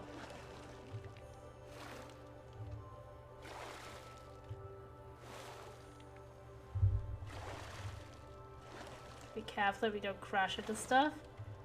But yeah, so I'd heard that Lovejoy was coming out with merchandise, and then I saw the cool sweater that they have, and I was like, oh my gosh, I really want to get this. And then I was like on the website when the merch had just come out. I don't know what exactly, but like this today, someday, and I was looking at the size guide, and I was genuinely. Then we're out to the open water. Let's go, open water time. Why are we going this way? And I was checking out the size guide, and I was genuinely quite confused about like size stuff. Mainly because I've like spoken too much about it, but I've lost a bit of weight recently, and sort of that meant I don't have the same clothing size as previously, and it was like confusing me like what I was meant to get. So I asked Blue Moderator for help. They helped me out, and I settled on the size that I wanted. And then I ordered the Sweater Kings. I ordered it. Let's go. I got one before they sold out. Well, some of the sizes have sold out at this point, but yeah. So that's an update. That's an update. If you're wondering what kind of merchandise have I like bought that I'm waiting obviously to come in, is High P, yes.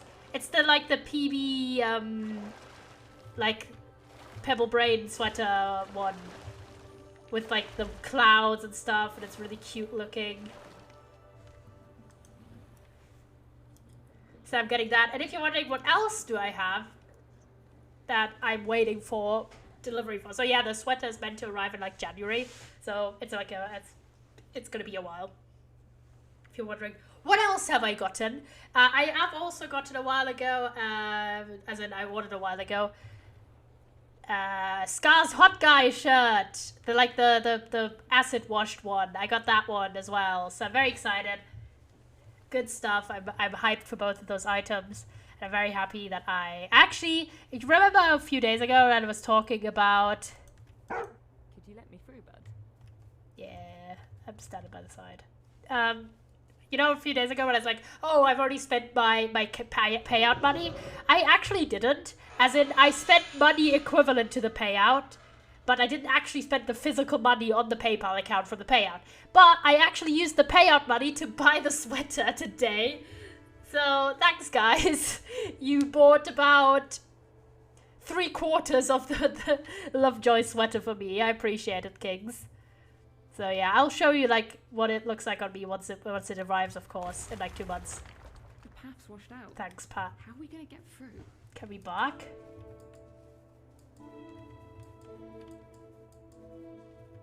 Hold on, let me run through. Let's walk through. Thanks for the pats. But yeah, I'm very, very excited for it. I really just...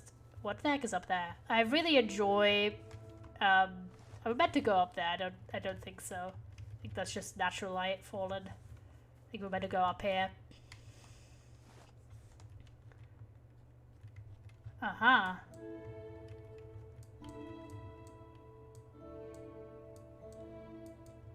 Where the heck are we meant to go? Is it like one of these? Okay, now I've done it correctly. Okay, let's go down. A base like that. But yeah, so I'm very, very excited for those.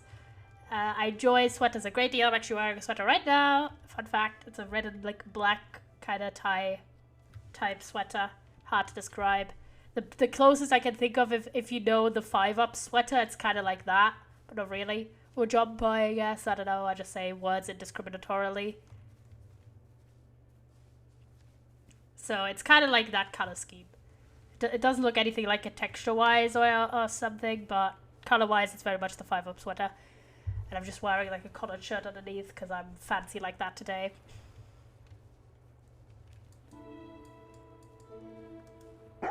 I can't get over there. So we can just bark. Because we're geniuses. Here you go up here.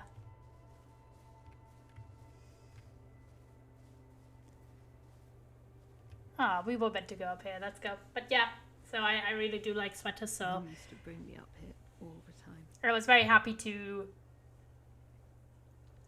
get that. It's not going to be easy, is it? Oh, we're grieving. Satch. But also, I really wanted to have like a cloud sweater for like ages, but I couldn't find one that I really liked. And this one I really like because it's like an environment like sweater. So I'm very, very happy for that. And also, of course, it's merch for a band I enjoy, so, you know, always good times. But yeah, I just wanted to give you, like, a little update since I promised on the hoodie situation. So I'm very happy that I ended up hesitating on the green hoodie, because at the end of the day, a lot of the time... Ooh, what the heck is that? Hesitation sort of is like, okay, either you sit on it and you realize you do really want it, or you sit on it and realize that the hesitation itself was kind of like... a way in which this get owned hand is a sign that it wasn't right for you. In this case, I waited, and I wouldn't have been able probably to buy the Lovejoy sweater if I had already bought another hoodie or like another like kind of expensive merch item right beforehand. So I'm very happy that I didn't end up doing that and found an item I liked a lot more, so I got that instead. And it's like an item that is both like specific merch, but also kind of in general. Oh no, we are here to... Oh, this is rough. This is rough, fellas. We're here to spread ashes. Oh, but sad. No. There's burbs. That's what we're talking about, burbs. But yeah.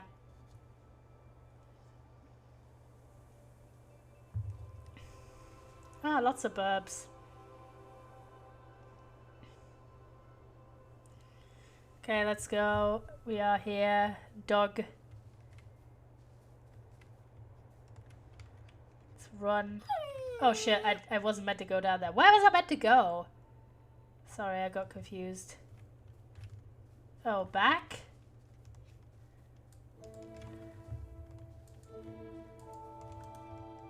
Okay, I guess I meant to get a flower.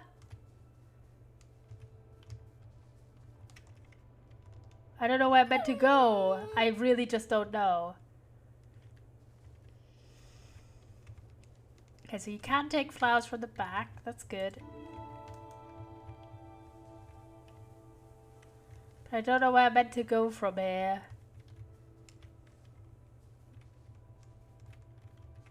Is it meant to go down here? Apparently.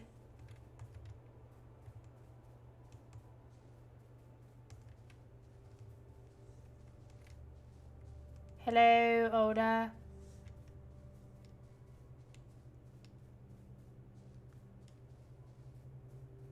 I know I meant to have like the magic flowers, but like...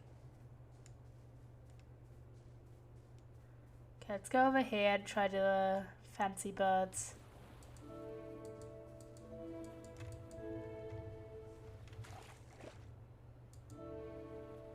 Can I swim over there? Probably, right?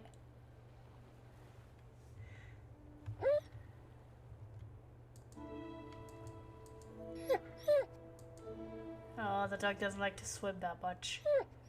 Which honestly fair enough. Oh god, the fizziness is disturbing.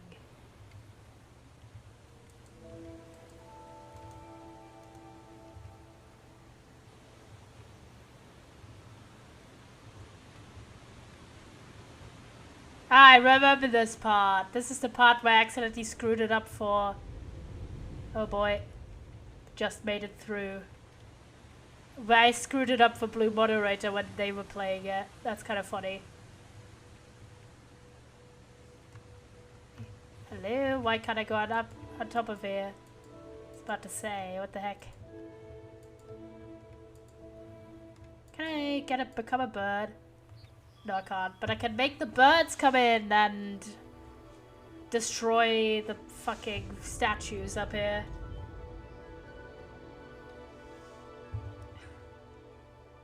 So yeah, big hype. Can I jump down here, and then jump up here, and then jump this direction to go to the beach? I'm gonna go this way to the bridge. I imagine you have to find like the birds to like get rid of... Oh my god, no, Jesus. What the heck, that's scary. Is there a flower around? Yeah, there is one. Thank God. Okay, let's get a flower. Then sprint the heck over to get to the bridge. Hopefully the bridge is fixed if you have the flower. Imagine so, right? Oh, absolutely not. Hello, how are you meant to cross this? What? What did it say? Sorry, chat, you went away. It's scattered, you need something to realign it, but I didn't see what. Don't understand this. I'm not 100% engaged in this, I'm not gonna lie. Like, it's cute and fun and everything, but like, well, it's also sad, but you know what I mean, chat. But I like the other game a little bit more.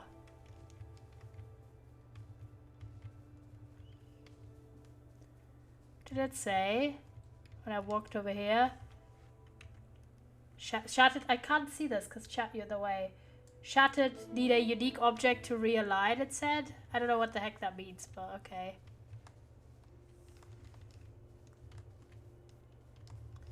Let me sprint.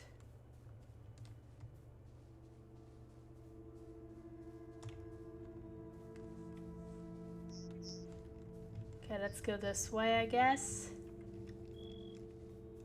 There's a bird up there.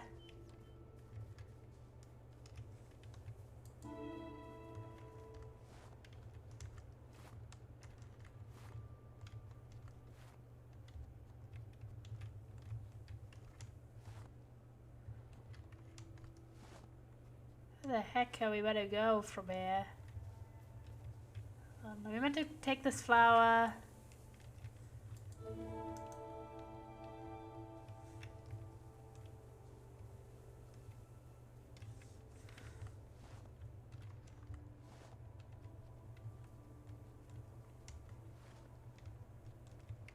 Where? Where are you meant to go from here? I don't understand. Help. Meant to walk up here, maybe? Okay, okay, that makes sense. Oh, well. Can I jump? Don't tell me I have to... Okay, I was about to say, don't tell me I have to carry a fucking flower all the way through that. Okay, let's take a flower fast, because these like run out basically. Oh, come on, don't tell me I can't make that jump.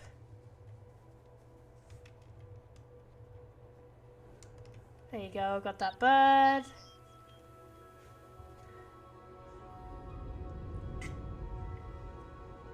Let's go! There you go.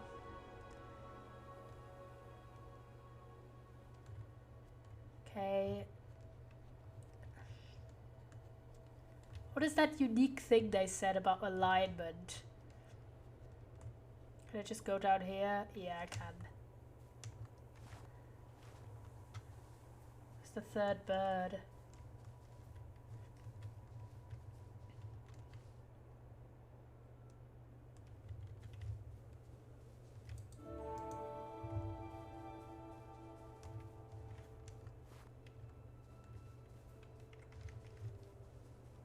Over there.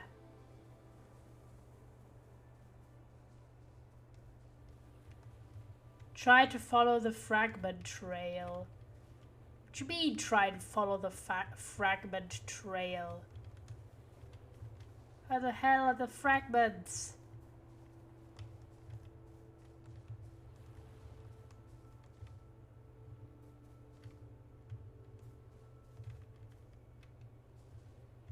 Yeah, because these are invisible.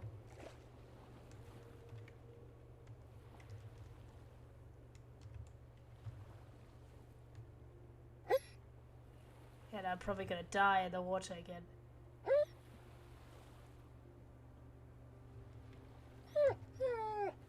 Yeah, no, I don't do too well at swimming in water for long periods of time. Gets all fuzzy. Yeah, no, I'm gonna die here. This is so uncomfortable. I don't enjoy this.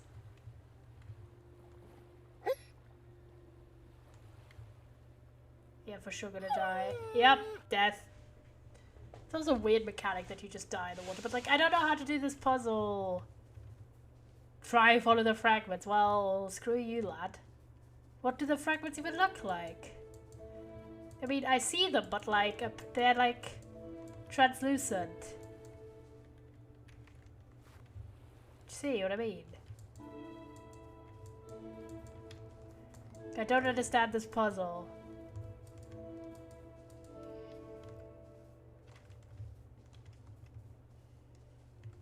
Slash genuinely don't understand. And chat, you got any ideas? Got any helpful ideas, lads? Cause I don't know, like it spread out the things to the side, but like I don't know what they mean by try and follow the fragment trail. Because like clearly I couldn't walk on those. Am I meant to like walk all the way on the outside? I'm clueless. I'm also clueless. I don't like games like this. That particular aspect, I mean, not generally, but... Oh, yeah, you can't walk through here. Let me get a flower nearby if I can. There we go. It's like good game design to me is where figuring out what you're meant to do is intuitive.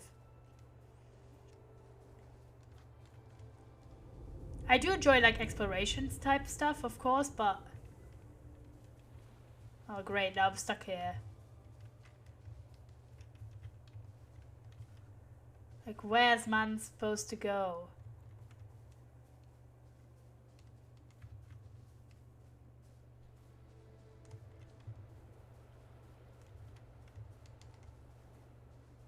Dog. Yeah, we're playing as a dog. Try to solve this game demo, but I don't know what to do, really. Which is a bit frustrating, but it's fine. Like, the whole mechanic is that you see stuff, or like, unlock stuff with this flower mechanic.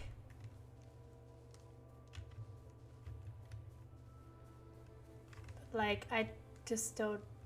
Okay, great, the thing is, complete, but like, this doesn't help me. Can I get a flower again in time?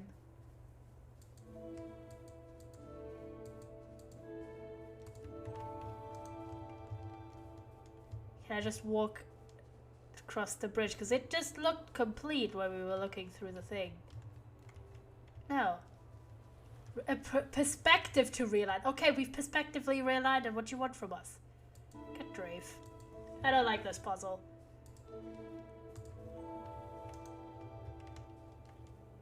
Like, the puzzle apparently is you go through this,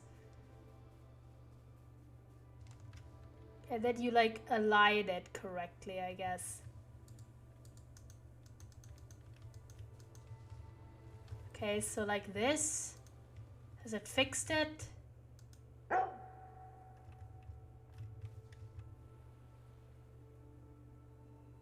Like this? I don't know what perspective it wants me to do. Okay, like that. Thank you. My god. That was annoying. That wasn't fun. That was just annoying. Hold on. Let's run. Can I just use this bridge normally? Thanks, lad. Just gonna sprint because last time this crashed. Let's go through. Let's go. Alright, okay. We're making progress. We're making progress. If you're wondering. Oh no, I'm gonna die. I hate that. Well, thanks, lad. I just made all my progress disappear. Thank you. So, basically, we are a dog, and we're trying to help our owner overcome grief over probably her mother's death. That seems to be the story at this point. And we are living in this sort of world, but we can make it colorful and overcome certain obstacles with the help of flowers. And, yeah, we're trying to solve these little puzzles. The negative sides are kind of like some puzzles are a bit unintuitive, and the environment makes it difficult to tell where you're going to fall to your death, to say it lightly. So sometimes you will just plummet into the waters and your dog will drown pretty fast. So that's kind of annoying. But, you know, we're making progress. At the moment, we're unlocking these random-ass birds. Yeah, because, like, positions like this, literally every single one of these, you could just slip down and fall. Oh, shit, like that. Or do this, and then you have to do the entire thing again, or die. So, that is the part I don't like in the slightest, because it's too easy to press the jump key and then go, oh, well, great, now I have to redo this entire parkour section, which was already annoying the first time, because I missed a jump. But, aesthetically, it's nice, it has an interesting story pitch, but navigation-wise, it is a little bit annoying, because the environment looks like this if you're not barking, well, exploding your powers, or you holding a flower, so it's hard to tell what is, like, water, what is stone. Like, your environmental clues are not amazing about which direction you're meant to go. Or you have to do random-ass parkour sections like this, which are kind of slightly like this one. It's like, okay, so good idea, not well done. To be fair, this is a demo. This is in a non-released game, I believe. I don't think this has come out yet, so the things that I have to commend it for, though, however, it's a demo, and it's already got accessibility and control customization. So it's got accessibility options, it's got subtitle options, as you can see in the game. It's got even a few different languages already. Some of them work in progress, but it's got like 1 or 2 completely done. And it's also got a lot of customization for Bamba, hello! It's got a lot of customization for what is effectively like back to being an hour late. Let's go. Classic Bamba in it. Yeah. Hi Bamba. How have your mocks been going, King? Have you gotten any more good grades? Then let's go to the bridge. Yeah, we're playing this one demo game from They're Amazing. That's good. We're playing this one demo game from Gamescom because we're kind of finishing up. I finished. I have no more. Oh my god, that's amazing news. Chat, can we get some high P's? Yeah, can we get some high P's and some some cheers of various kinds. We have people clap. We have Drake in the chat. Can we get some blankies, some happy? Just every celebratory. Can we get some people happier? Just spam all of the happy emotes, Kings. Absolutely well done, King. I'm so happy for you. You got through it. I'm happy, I approve. Let's go! Can we get some happies in the chat? Can we get some happies? Can you let me get in there? Yeah. Push this tree. This is totally not absolutely dangerous, but, you know, we're just not going to talk about it. We're just not going to talk about it. Like, why are you doing this, lady? You could immediately just die, but it's fine. It's fine. So, we're playing this demo game where I found personally that there's two things that I highly value in video games to the point where it'll be an issue big enough for me to not enjoy a game in the slightest if it's done wrong. One is control, customization. So if it forces me to do WASD in a game, like this game doesn't. I could use my arrow keys and I could use my preferred, oh shit, I'm about to die. Whoops, jumped off. I could use my preferred keybinds as well already in this demo. So one of the ones is just key bindings, and the other one just is ease of movement in a game. Like, how comfortable am I? I'm just gonna slowly drown. Sorry, Kings. This is such a pain, but the dog immediately like slowly drowns if you fall in the water accidentally, which is annoying. You spin me. Wait, hold on. You spin me right round, baby. Sorry. Spin me right round, baby, right round. You can baby right round, right round. Sorry, I just think that's funny. I can just spin this dog around a little bit if I press the keys effectively. Sorry, I'm slowly drowning, but it happens. Occasionally in this game. Where was I? Yeah, so like movability, ease of movement, and like keybinds, which I kind of like hand in hand, like things that are absolute, like completely essential to my enjoyment of a game. To the point where if that's poorly, I am not, like, chances are I may even completely not enjoy a game. Like, there's games I've basically abandoned. Oh, 7 Doggo, yeah. Like, how am I meant to casually walk on this? Or am I not meant to? Hello? What you want from me? There's no way there. Okay, so is she going this way or not? Like, what you want from me, bro? Either this way? I have no idea what the game wants from me. And the other thing is, like, is intuitivity. Like, how easy do I have it to get into this or anything like that? Which I appreciate a game wanting to stoke sort of exploration in the players, but, like, I don't tend to massively enjoy running around aimlessly, not knowing what to do. So far I'm sort of like, I don't think we're meant to go this way, by the way, but it's fine. What can you see? Nothing at the moment, because this game is strange. So far I'm like not completely sold on this game.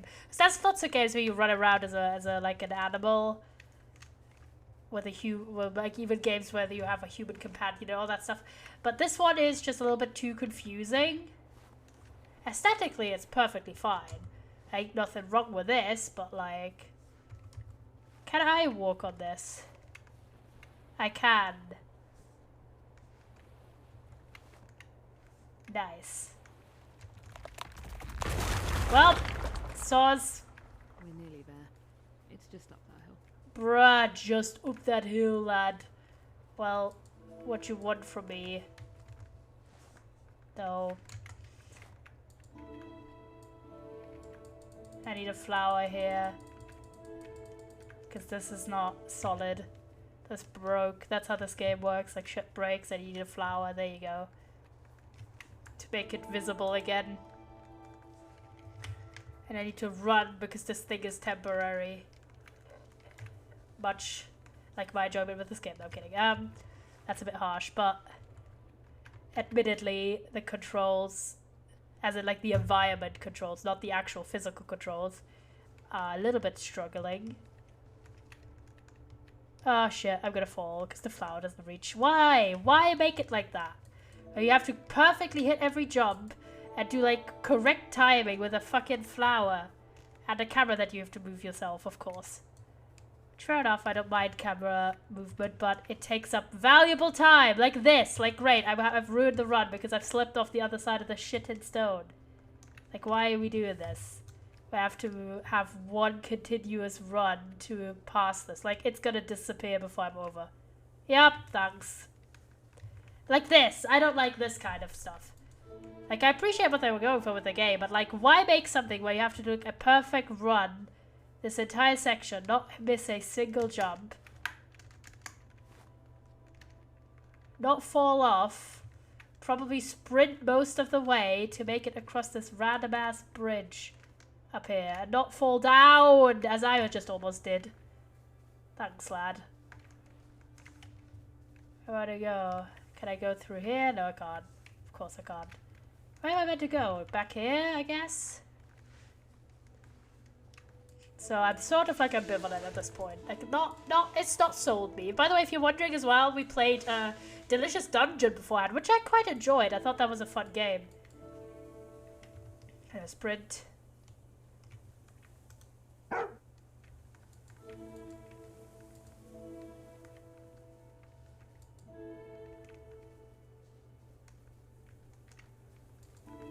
Like, I don't know why it's what I'm meant to do. I made the way.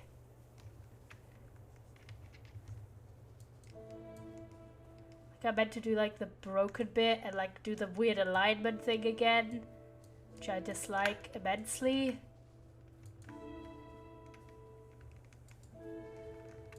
Is there like a flower here? Yeah, down there, but not here. Don't tell me I was meant to also do the weird alignment thing while still holding this flower somehow.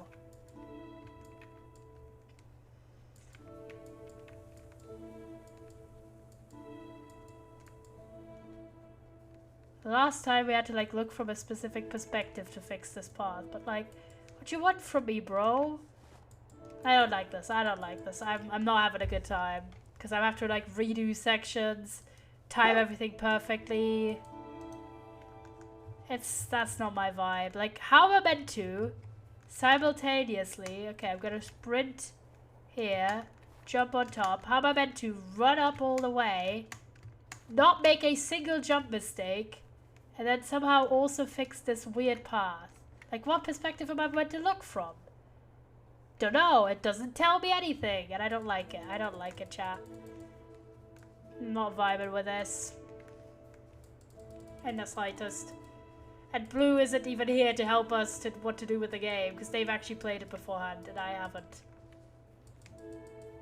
Like, I imagine it's meant to be like, grab the flower, run all the way across, then have this right angle of getting these stones realigned, apparently, or some shit. And it's already such a struggle to get up with the dog and everything. Never mind doing this weird alignment thing. Because I don't know what you want from me. Like, I can barely make it over here. Literally cannot make it. Like, what you want from me? I'm already sprinting. Saving. Okay, now this has helped. I don't know how this game works. Like, that's unintuitive. Hello, come over here, bro. Guess we need to bark in the fucking window thing. Don't know why. That's never been established beforehand, but sure. Don't see anything. We'll follow along, bro. Huh? Why is everything like flaky?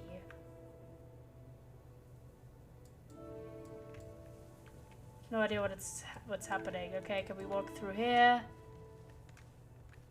Okay.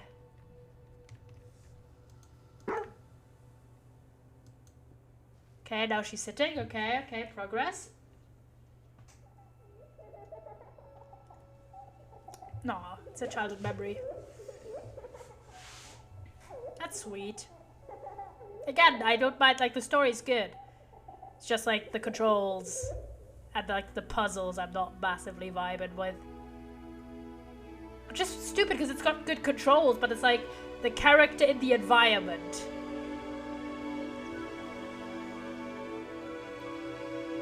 It's a nice metaphor, though.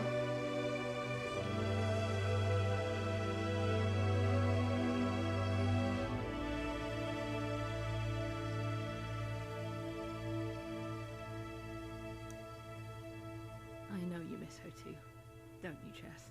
No. Okay, we should keep going. Okay, I was about to say, surely the demo ends here. You've completed the main content. There's an option Money Island, five wisps. You get the wisp collector if you enjoyed yourself, blah, blah, blah, blah, blah. I don't want to do any of these. Okay, I guess continue playing. So, again, I'd say for me this is a 3 on 10, not a 3 on 10, sorry. A 3 on 5 wisps. Yeah, wisp here in the game. Sorry, I've inhaled too fast. The game was. So for me, it's a 3 on 5. I found the puzzle control system more frustrating than fun, and I hated that you could just like fall down and had to slowly drown. Like, that's just anticlimactic and annoying. The story's fun, sound design is fun, voice design is great. Like, general movement isn't too bad either. I enjoy that it has a lot of customizability already. And yeah, if this game is interesting to you, it has a release date of next year. This is the Steam link. You can play this demo for free by yourself, or you can wishlist this game. I always like to shout out a good, whenever I can, any indie games. Yeah, that's 2 done. But chat, surprise 3rd game. I'm gonna exit the game. Go. When it whispers in a game, it's either an object or a minus NPC. Oh, I'm sorry. But at least you get a little bit of representation. I don't see many yellow ones in the game. So we're switching to a game called, a demo called Solitaire. So, cards, but they are souls. Question mark. Which is the very Solitaire, which is the very last demo I have, period. Which means once we've played this, we've played all of the Gamescom demos from like 3 months ago. So, look at this. This is the best whispers right here in the chat, yeah. This is a little German game, it seems. And I got this recommended by my friend Alex, and he said it's sort of like the game Solitaire, but it has like a different, that's the credits. It has a different vibe. Options, yeah, okay, let's check the options. English, vertical sync.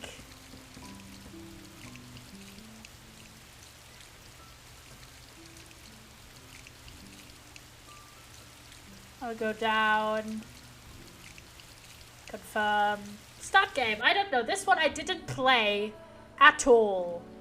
Like, I didn't play this at Gamescom, but I got it recommended. So, I think you're playing cards against this person. Maybe. It's like a sort of maybe visual novel type game. I don't know. But let's play. Okay. Well, so that's it, right? I must admit that it's quite exciting. Hi, Rio. Your dearest half-sis is ready for action. Oh, mighty mystic with the power over the future. I believe the correct term is medium. Okay, so we're a medium. Even though I don't really feel like one. Nonsense. You have everything you need to be a medium. A magical card deck that may have the skill to divine the future. Inherited from an aunt no one has heard of before. And a spooky cafe in a remote alley. Don't forget the black cat. And you look really spooky-like, thanks, lad. Hey, what's that supposed to mean? Do you want to know your future? Oh, so that's how it is then. Am I supposed to be your guinea pig? What's wrong? Are you scared? How could I? I don't even believe in fortune telling. Ouch. But, do you believe in it?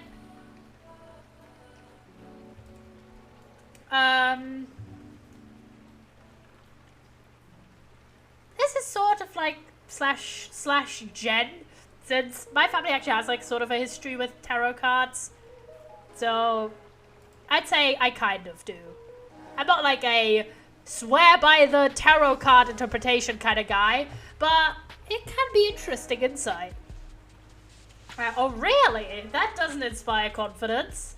Well, so what? It's your new life, if it helps you, sorry. Let's do some dividing then. Okay, but don't accidentally curse me. If you're nice and well behaved. I'm an older brother after all. Ain't I always? I doubt that. I doubt that, King. Well, how does it all work? It's fairly simple. That's wrong English, but again, these people are German, so expect some language errors in translation. Or let's not say expect, but let's say don't be too surprised if there are any, because this isn't originally an English game. And what does the theory have to say? You ask your question, I place the cards according to the rules, and that leads to the answer to your question. As I said, that's the theory. So it's kind of like Astrologaster in a way, if you watch me play that game. So I imagine that's why my friend recommended it to me. And the question can be anything. Anything you want. Maybe let's start with something, don't worry, this isn't a matter of life or death, you know. Okay, I got it. Tell me, where should I have dinner tonight? What? Ha, is the question too difficult for your magical card deck? It is kinda trivial. You don't think the Weavers of Fate care about my dinner? At least they can help with more profound decisions. So, which soulmate will I meet next? Okay, let's stick with the dinner one. Give the card some time to warm up. So, how does this all work then?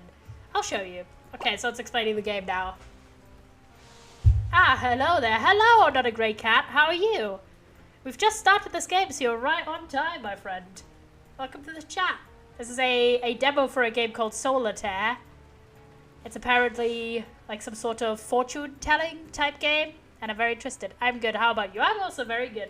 We are on demo number 3 for today, the final Gamescom demo I haven't played before. So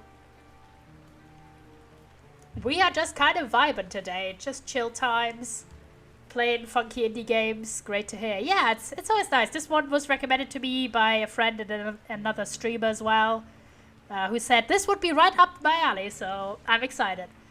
So that's it. The magic card deck. Okay. And this here, what is the soul card? Sorry, chat, you're in the way. I'm pulling you to the right real quick. Oh, wow. Why is it blank? Just wait. Let me place the cards first. Oh, thank you for the follow, Grey Cat. Oh, well, not a Grey Cat. I phoned you on Mike's Discord, I imagine. Could be someone else, but I imagine it's from Mike. Because I don't know anyone called Miko. Or I might know, and I might have... Yes, Mike, I was about to say. I was about to maybe, like, rudely insult someone, but no. Yeah, Mike's based. Welcome to Chat King. We love Mike in here. In our community. We're actually at an SMP together still, technically, which we haven't finished. Okay, let me place the cards first. That looks really complicated. Do you know the rules? Okay, here's a quick tutorial. Okay, I must clear all those cards before the draw stack runs out. Oh, this is the draw stack, by the way. So yeah, this is kind of like Solitaire. It's literally Solitaire. That's the card on top of the discard pile. I can only collect cards that are exactly one higher or lower than the current discard card. Yeah. How do you know which one is higher or lower? This ring shows the card's values. A 0 or 2 can go on the 1 card. Aha, I believe that's it. So a 3 or a 0 can go on the 4. Sorry, chat, you're in the way. Correct. Putting you down here. Exactly, I'll give it a go. Let's go. Okay, so... has to be 1 higher or 1 lower. That's it. The connected card goes on the discard pile. So yeah, as you can see the little display in the corner. Then I can place the next one. So I can do this. This. Oh, there's no matching card. What do I do now? If nothing matches, I have to draw again. That's easy enough. Quick, go on. Let's do this. So yeah, it is literally like Solitaire. That's kind of vibing. So I'm going to do 1, 2, draw another card, 0. Huh? What card is this? That's a very special card. I could just collect it. Okay. Hey, look, there's something on the soul card. Yes, crazy, isn't it? Pretty spooky. There's more to come. Wait for it. Alright. Okay, can't use any of these. This is just like some mode in Microsoft Solitaire. Yeah, it kind of is, but apparently there's some sort of other element to it. I don't really know, though. Another one of the special cards. I call them Norn cards. The soul card is still changing. So apparently, basically, you play Solitaire, and then you reveal, like, people's fortune, I guess. Which is quite a cute take on the idea. The last Norn card. What is happening now? Soul searching completed. This is kind of, like, chill. That was pretty spooky. I know. I don't plan on having spectators to my fortune telling in the future either. In those cases, I show my customers only the soul card. Probably for the best. I wouldn't want to get a visit from the ghost hunters. Let's put up only a small screen. Okay, let's get back to the soul card. I'll divine the answer to your question now. Wow. I wish I'd asked about something more relevant. Well, too late. The divination begins. Your question was, where should I have dinner tonight? The soul card has an answer to your question, but it's not an obvious one. My job is to interpret the soul card. Show me, what do you see? Here, but only because I like you. This is our half-sister, by the way. I see. Well, you see a buffalo, right? Yeah, could be. So I'm supposed to eat a buffalo today? Do you know a restaurant with a buffalo? Oh, you're right. Buffaloes. Well, fucking no shot, man. I've been wanting to get for a while now. I've heard they make the best burgers in the district. Looks like Destiny wants you to eat a burger at that place today. Ha, to be honest, I usually don't believe in this mumbo-jumbo. Mumbo-jumbo? Mod check, mumbo-jumbo named mention. At least your cards have good taste. Let's meet there tonight, what'd you say? No worries, my treat. I'd love to, but I have to design a flyer. I must show my customers the way to this lost alley somehow. You could divine how many will come. I'd rather let myself be surprised. Mumbo Jumbo, yeah, he's in this game. Let's go. I totally get that. Would be boring to know everything beforehand. Honestly, the fact that that Mumbo Jumbo is a phrase is equally as just jarring to me that as the concept that Tubbo is also an insult to call people. It's just weird to me because it's like so ingrained as someone's name that the fact that it has a completely different unrelated usage just is weird. Like the amount of people that are just, it's just funny to me. Yeah, oh well, I'll leave you and your flies alone then. See you soon and thanks for the creepy trip into the supernatural. Farewell, Rio. November 28, evening. Dragon Quest had a monster called Mumbo Jumbo about. Well then, the flyer. I wish I could just have a burger with Rio instead. Create your flyer in 3 steps. Can it really be that simple? Select the basic layout. Unlock now for $10. How much money do I have? Other question. Like, I kind of like this. Oh, it's $20, bro. No, we're gonna go with standard. That's the only design I can afford right now. Yeah, I was about to say. All my savings are tied up in this shack. Maybe Rio was right about my lack of business skills. Choose a font. Yeah, we're not gonna go with the fancy fonts, kings. We have no money. Enter text for the header. Write something mysterious. I know your destiny, do you? That's a good one. That does not say that, but that's a cool line. I hope so. Choose an image. Definitely the cards. I want the cards, come on. Deck with face-up cards, that's based. It has an ace card on top, I like that. Look at that, it's an ace. It's me. Sorry. Sorry, I'm sorry, it's such a cheap joke, but come on. Okay, that's kind of fitting. The last step, your flyer's text. Write something about future... Worries in the future? Yeah, worries in the future. Do I really want to play the worry card? It's It's probably the smartest business decision. Right, that the future definitely has bad things in store. Help with fears of the future. That's done. Print, please. I should probably distribute the flyers around the neighborhood. And then I may be able to help someone with their future. We're gonna be altruistic today. Anyhow, that's it for today. Gotta hit the hay. My own destiny must wait until I've had some shut-eye. It is mumbo jumbo. Yeah, it is mumbo jumbo. Bumbo yumbo. Sauce. Sigh. 3 days without a single customer. I didn't think it could get you down like that. Maybe the flyers weren't such a good idea after all. Is someone gonna show up? Oh? Hello. Hello, Leon. Hey. Good, hello, that is, hi. It is made of monsters mumbo, jum, and bow. That's funny. Are you the one who can see the future? Yes, that's me, the medium. Hi. You seem a little nervous. Yeah, a little bit sorry. Shouldn't you have known I'd come in by today? I'd find it pretty weird to divine my own future. Understandable. You just like secrets. At least that's what your flyer implies. That's only for advertising, I think. Oh well, at least the flyer lured me here, did it now, Leon? Welcome to the Solitaire. Thanks, your shop looks quite nice. It's still a bit chaotic. It'll get there. The atmosphere's perfect already, damn. Would you like some coffee? Come, I'd rather have some tea. Alright, sure, I'll get you one. Come on, we gotta be nice to the fella. We can't immediately be like, sold! Future time? Gotta build a relationship a little bit. Thanks. Sorry, I only have one type. That's precisely the one I like. Maybe you are a genuine medium after all. Let's go! We build some good faith with the fella. I am. I'm Leon. You live in this house too, don't you? I saw you in the hallway a while back. Yes, this house is for people like us, huh? How do you mean? Add those cards, do they really work? Why don't you find out? Would you mind if I tried it out first?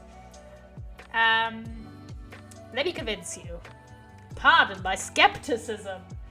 That's fine, as long as you pay for each divination separately. So, I ask you a question, you tell me what the future has in store for me.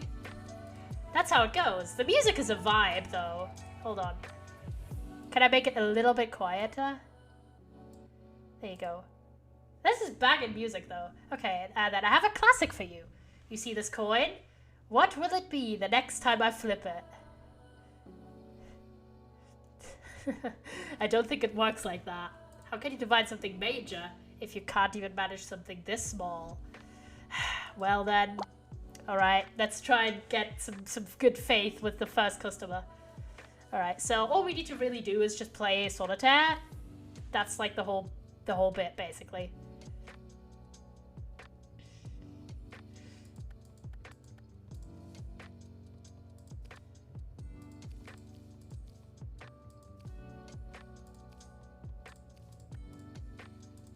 I made a mild mistake, but not too bad. 2, 1, 0. Can't do 3. Can't do 3. Can do 4 though. Can do 3. Can do 4, 3, 4, 3. Need 4 or 2. Okay, 2, 3, 0, 1, 0. 2? No, I'm not doing too hot, to be honest. 2. Got the soul card. 2, 1, 0, 4, 0.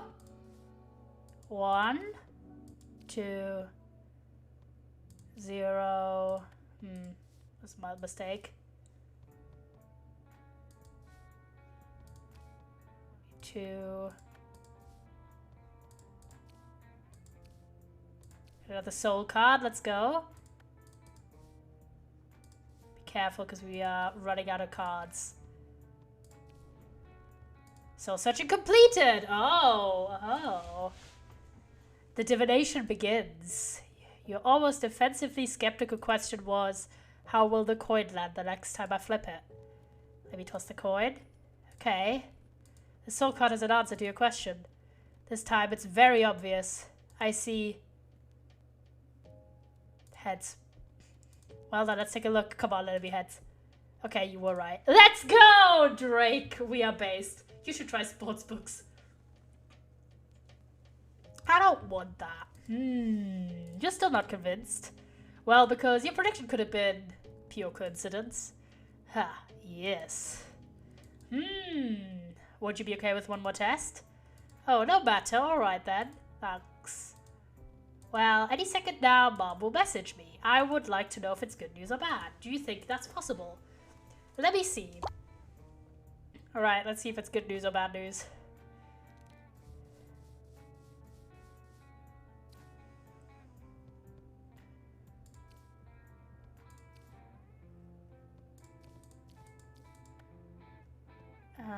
Zero, 1, 0. Oh, there's a 5 here now. I didn't realize there was a 5.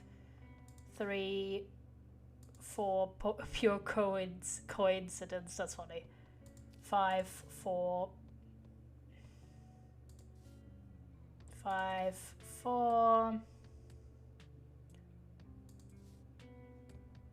1, 2, 3, 4.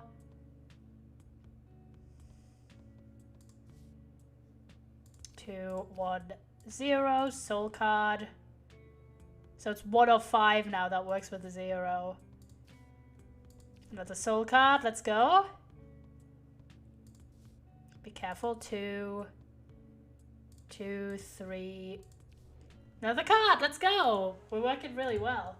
I'm not like a hardcore trained solitaire player, but I used to play this one solitaire mini game on a DS game I still own called Pogo Island. So maybe I'm just secretly cracked at solitaire.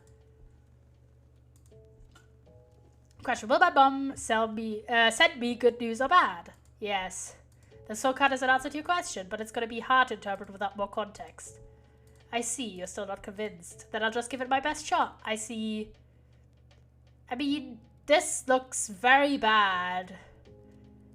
This doesn't necessarily look both good and bad. I think this just looks bad. I'm just gonna go a bad omen. Oh, really? I see blood.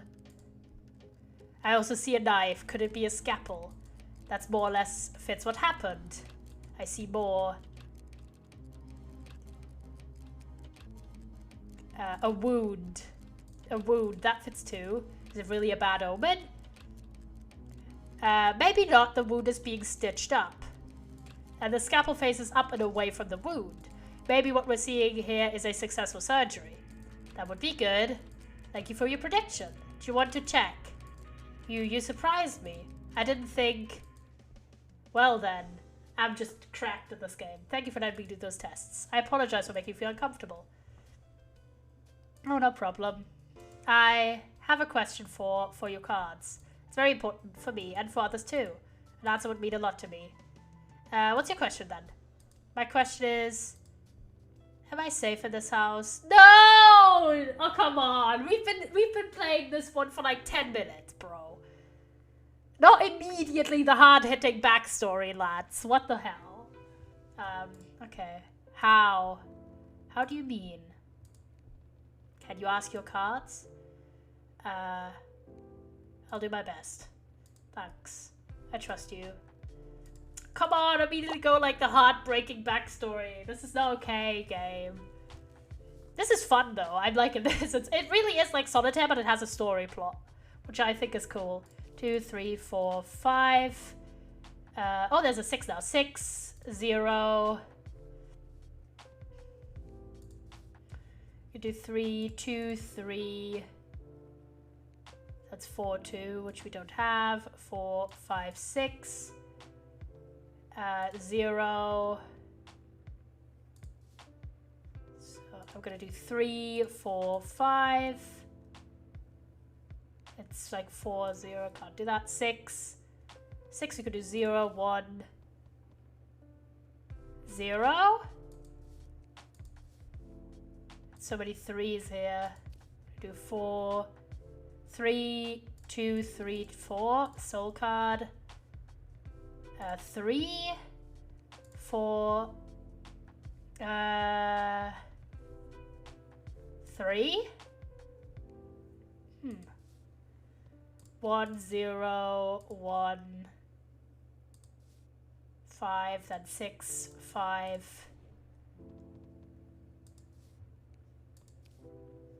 Okay, got that. Soul searching complete. This is cool. I'm liking this a lot. Immediately turns into murder mystery. Or it could, like, it's kind of going. The divination begins. I mean, okay, this doesn't look that safe, but it looks like the person is being protected, kind of.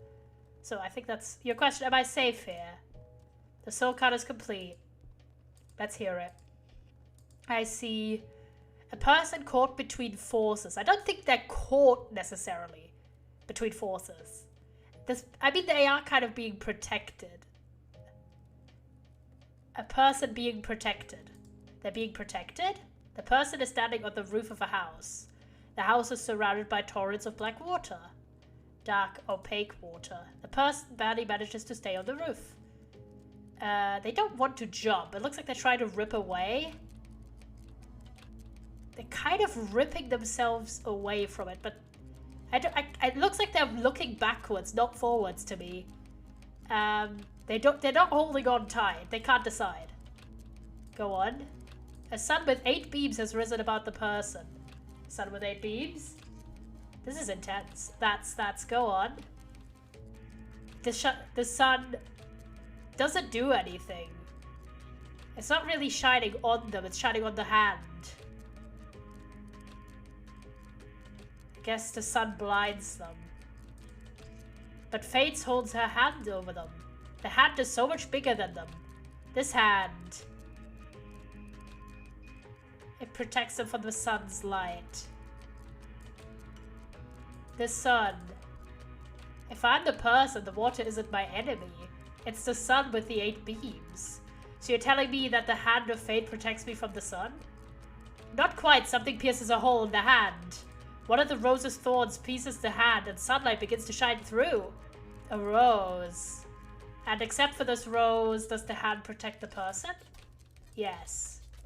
That is a good thing. That's really great. Thanks again for your prediction. Fortune seems to be with me in mind, doesn't it? I hope so. Me too, we shall see. Thank you, you really helped me a lot. I'll try to use the information you've given me. Thanks. I hope that was correct, I don't know. No biggie. I wish you all the best for your cafe. Thanks. See ya. Stop, you still owe me. True, apologies. Yeah, we're not doing fucking charity at the moment. Here's your fee for 3 divination. Thank you. Ciao. Take care. Oh, this was fun. I like this. December 1st. Evening. Phew. That was swell. Oh, someone's coming in. Really strange. Feels strange to find out so much about other people's lives. Who's coming in? Oh, it's our sister. Hey, you're talking to yourself. Rio, are you communicating with the spirits of our ancestors? Haha. That really isn't. You know, listen. Remember you sent me to Buffalo's a few days ago? Did you go? Yes, and now guess what happened? You know that since childhood I've been dreaming about becoming a ballerina? Yes, how could I forget? Our parents were always against it. Well, I'd already given up on that dream. There are 2 renowned schools nearby that I was checking out, but I never dared to attempt getting in. So I'm sitting at Buffalo's, and then I see the leading choreographers of both schools having dinner. Seriously? Yes, the place was packed, so I asked if I could sit with them. I overheard them chatting and admitted I'd like to audition for them. Whoa! And then they said, well, then you should audition. Let me guess. You didn't have the guts. Of course I did. I was a little tipsy, to be honest, but I did it, and it was really good. Unbelievable. That's caught you by surprise, hasn't it? Anyway, the 2 of them were totally thrilled, and they offered me a spot right away. Bro, that's some fan fiction level luck, my friend. You gotta be kidding. Congrats. Thanks, but, well, what should I do now? Well, are you uncertain? Nonsense. Don't you get it? Your cards predicted this. You think? You were the one to send me buffaloes in the first place. That was fate. It really was. The cards said no. Okay, so now I'd like to know which school is the right fit for me. Wait a moment. Here I thought you didn't believe in all this. I didn't, but now I know I was wrong. And now I need to divine which school is better for me, pretty please. Okay, let's see. Come on, it's our sibling. Like, let's go. Yes, so I have to ask you a question, right? Okay then. There are 2 schools I'm interested in. The Juilliard School of Dance is a very reputable private school. Some of my favorite dancers were trained there. Juilliard is... Oh, Juilliard, Jesus Christ. It's really expensive, but it's also supposed to be a really good school. And the other school? The Sun Arts High School is a public school. It doesn't seem to be bad, but I couldn't find out much about it. And, well, at least it wouldn't be too expensive. Okay. My question is, which of the 2 is a better fit for me? Then let's see what the cards have to say. This very much is like Astrologaster, but kind of more chill rather than a narrative. Like, the other, like, Astrologaster is very much like a play. It's being performed for you. And because there's so much dialogue, you're kind of like sitting there. But this one has like the simple gameplay of Solitaire, but it doesn't go like 2, 3, 4, 5. Oh my gosh, they go up every time. That's intense. 6, 5, my god. Oh, 7, so we can finally do 0, 0, 1, 0, 7, 6, 5. So yeah, you have like quite simple gameplay. 0, and then we have 1 and 7, right? So 7, 0. Gotta be careful with the cards. 5, 4, 3, 2, 3. Could do 2, 1, 0. Yeah, 2. Got a card. 1, 0. Another soul card. Based. So then 7, 0, 2. So then 3, 4, 3, 2, 3, 4, 5, 4. So then 1, 0, 1, 2, 3, 4. 7, 6, 7. Okay, done it. This is fun, I like this. Okay, so it's a fight of like a raven versus a lion. Divination begins. Your question was, which ballet school is the better fit for you? Juilliard or Sun Arts? Yes. The soul card is an answer to your question. It's complete but still encoded. My job is to interpret the soul card. What do you see? I see a battle. A battle, who's fighting? A lion and an owl. That's meant to be an owl. I thought it was a raven. Wait a second. Lion and owl? Those are animals are the school crests. Oh. The lion is Juilliard and the owl is Sun Arts, so it must be it. I mean, this looks like the lion is winning, but it's kind of sliced up. So I get the soul card senses your inner conflict. Oh, who's winning? The opponents are equal in strength. The lion is pushing down all. The owl is fighting back with all its might. The owl has badly wounded the lion. I'd say it's badly wounded because it's like cut off the leg here. And this also, and this is kind of the owl has badly wounded the lion. So Sun Arts is winning. Upon close inspection. What's your divination? The lion defeats the owl, I think. Because it's like about to pounce on it. Great, so it's going to be Juilliard. Thank you, thank you, thank you. You have no idea how much this means to me. Imagine if I fuck up her future immediately. I've made my choice. Are you sure? Yes. There are the schools, you know. Nonsense, the soul card has spoken. I have one more question. Do you think you could divide something else for me? Of course, Rio. So there's another problem, and it's a bad one, a financial one. I can lend you some money. Don't be foolish, you're as broke as I am. Juilliard is so expensive that I'll definitely have to take out a loan. A damn huge loan. I don't want to. Well, I'd like to know the impact of the loan on my future. I see. Yes? The question may be a little vague. True, unfortunately I can't think of a better one. I could work as a cashier for a few more years and save up. but I feel like I want to try now. But if your cards foretell that I'll be adept until the rest of my days. I see. Let's see what the cards have to say, okay? But not today. Today has come to an end. And so is the Solitaire trial. Everyone here at Bread Shaker wants to thank you for playing. Oh, what a pity. I would have loved to find out what happens next. I also would have loved to try. Maybe the release version? We hope the cards are in your favor, Winky Face. Aw, this game is cute. Thank you for playing and see you then.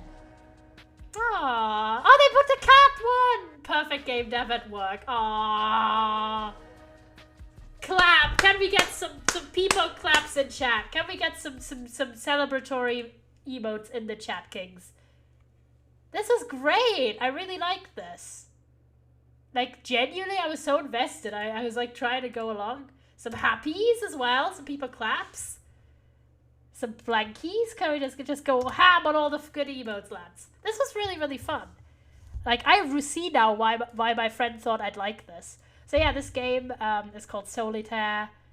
The demo is publicly available. It doesn't have a release date, but it's like a choose-your-own adventure game is what they call it.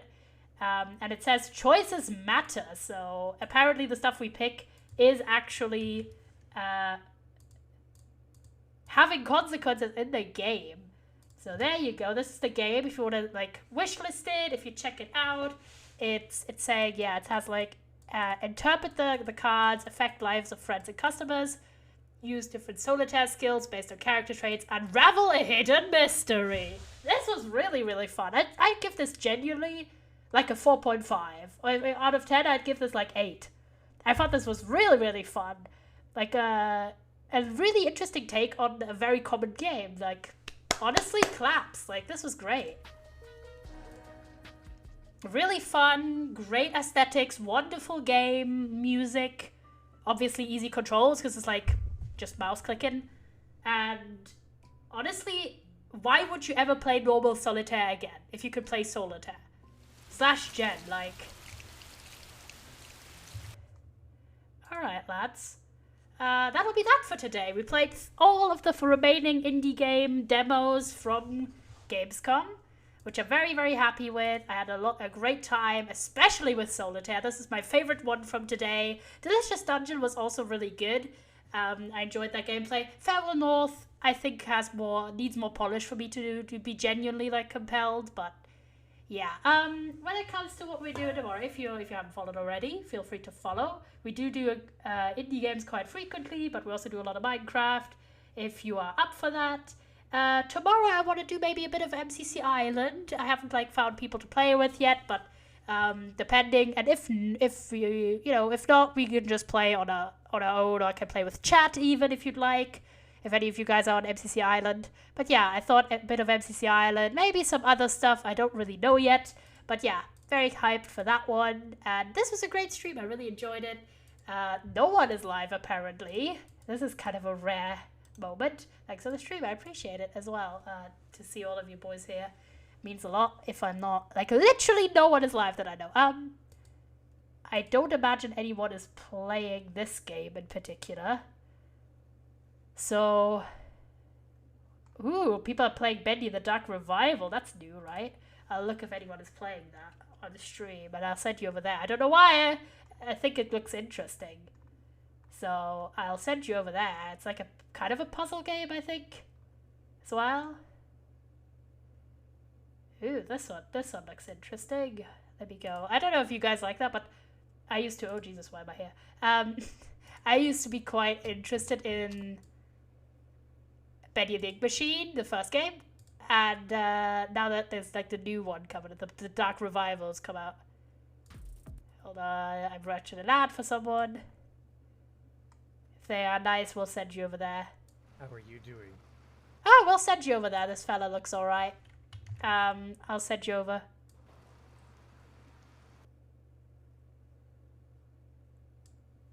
Aw, chat, you're very kind. Appreciate that, lads. Try to figure out if this guy's weird or not. Don't think so, he seems nice. Alright, I'll send you over. This guy is called Mecha Kojira, I think. Another small streamer. Pretty much our size, very much playing the new Bendy game. I don't know why. I thought maybe you guys would be interested. I'll send you over there. Not someone I'm familiar with yet, but you know, we love supporting small streamers. Hope to see you tomorrow for a bit of MCC Island. We can even do it with chat. Join the raid. It's always good to support small streamers and help out other creators.